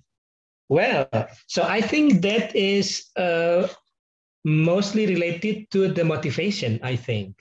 Okay. Maybe it is not really related to digital literacy, but I think it's related more to the motivation, to the learning motivation. Okay. Maybe the students, let's say the students had to take the class because he or she has to, okay, but not necessarily that he or she wants to. So in this case, I think that student is lacking the intrinsic motivation and maybe the extrinsic motivation. So as an educator, maybe we need to find a way how to make the students realize that this class, although this class is not what he wants, but actually this class is important to him or to her. And we just need to provide support, how important or how relevant is this class to him or to her, maybe in the next 1 year, 2 years, or 5 years later. Okay. Go to the third question. Yes. What is the possible action that government or institution can do to improve student digital literacy for learning in this pandemic era? Okay. So what is the possible action that government can do to improve students? Well, I think there are many things. Okay, first of all, I think the students may improve or modify the curriculum. Okay, how to include digital literacy to be, explicit in the curriculum. Okay, and also to provide training. Maybe we can start from the educators. So we train, maybe the government or the institution may provide training for the teachers, for the educators on digital literacy. Okay, how to be digitally literate. Okay, and then after that, then the teachers will be able to, to teach or to guide their students to be or to have the good digital literacy skills. And in this pandemic era, because most of us are still using the online delivery modes, I think those trainings can be conducted online or maybe conducted in a blended learning mode, okay, or whether it is synchronously or asynchronously. Okay, thank you, Prof. And yes, we go to the next question. There is a perspective or opinion. Digital method makes teachers lose their creativity in teaching. The teacher often gives tasks just shared on a group, almost in every meeting, but usually the student don't know what to do. And the student also don't know what to ask. What do you think of it? Okay, well, I think that can be true. That with this digital technology, and then some teachers may lose their creativity. Okay, but I think in this case, this is very good questions, but it's a little bit hard to answer. Okay, so I think it is back to individual teachers. Okay, some teachers are resistant to technology.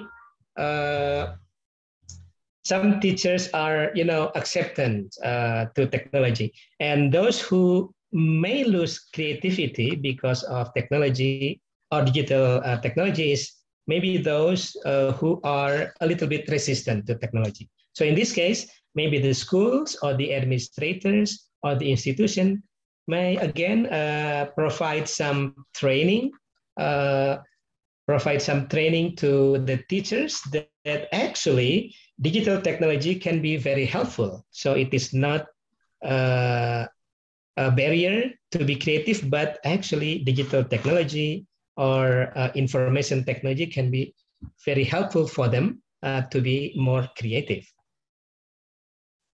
I know it sounds very theoretical now. Okay, thank you, Prof. The last, Prof. The final question.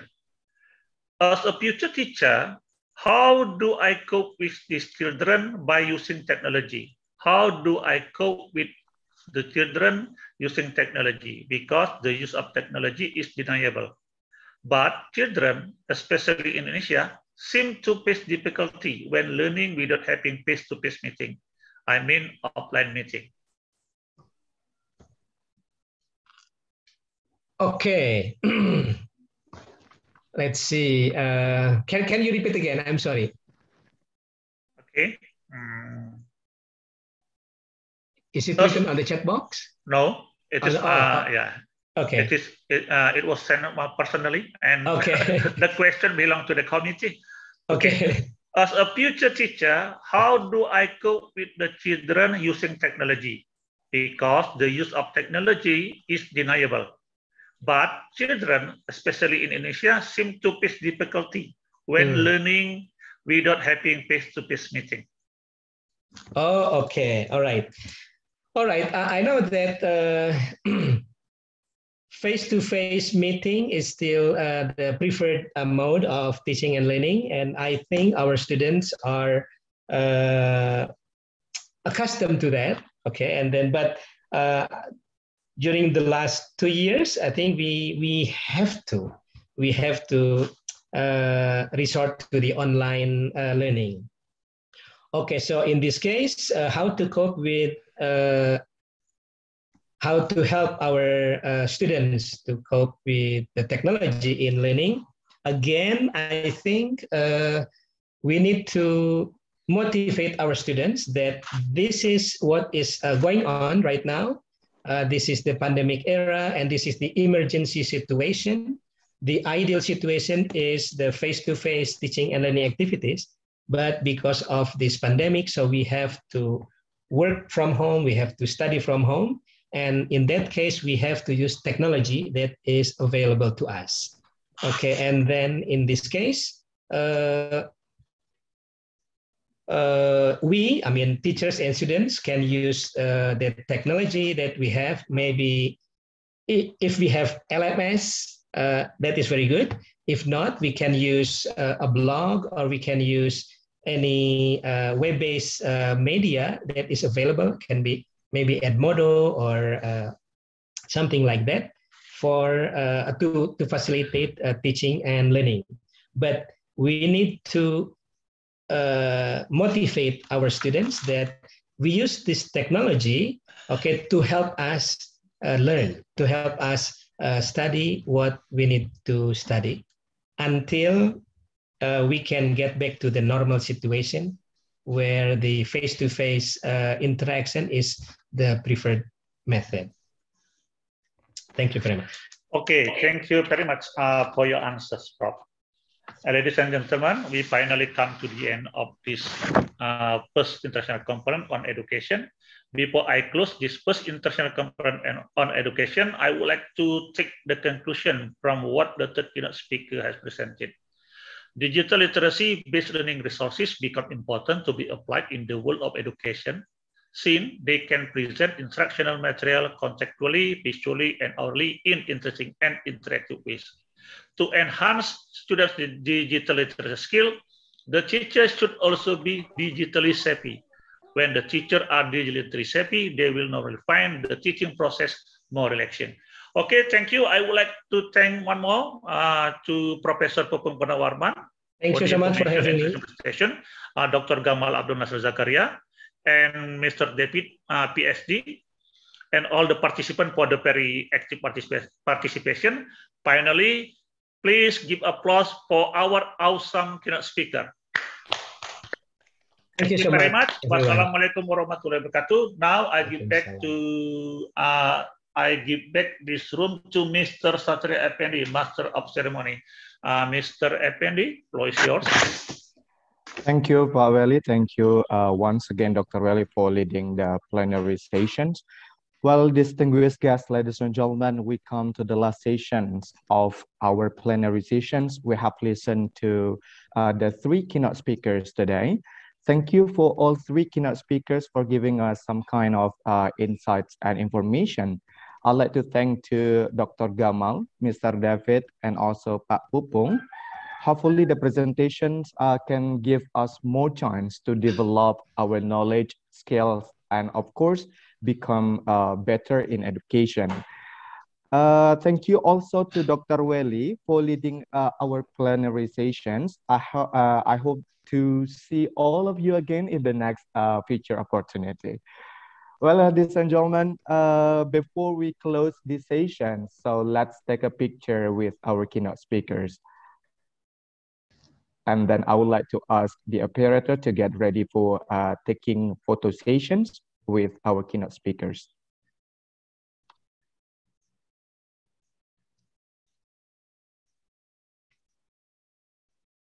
Is it ready? Count on me. 1, 2, 3.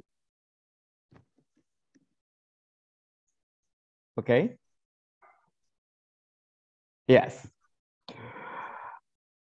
Well, ladies and gentlemen, after this, we are going to continue with parallel sessions. But before that, we are going to have a break time. Before we get a break time, I'd like to once again thank you to Dr. Gamal, Mr. David, Pak Pupung, and Dr. Weli. Keep inspiring, keep spreading the knowledge, and then absolutely keep healthy because the pandemic is not over yet. And then see you again, sir. Thank you so much. It's really nice to see you back. And then we are going to see you again in the next international conference. Thank you, sir. Okay, thank you. You're welcome. Okay. Well, ladies and gentlemen, we are going to have a break time for about 30 minutes to 1 hour, sorry. And then later on at 1 p.m., I'm going to remind you to join with the parallel sessions because we are going to continue with parallel sessions. What is that? We have a break time 30 minutes to 1 hour. So you can have your lunch and also pray for Zuhur at first. I'm going to remind 10 minutes before we start. And then just get ready for all presenters and all participants. You can also join with the break rooms that we have prepared. So the meeting is postponed. Thank you.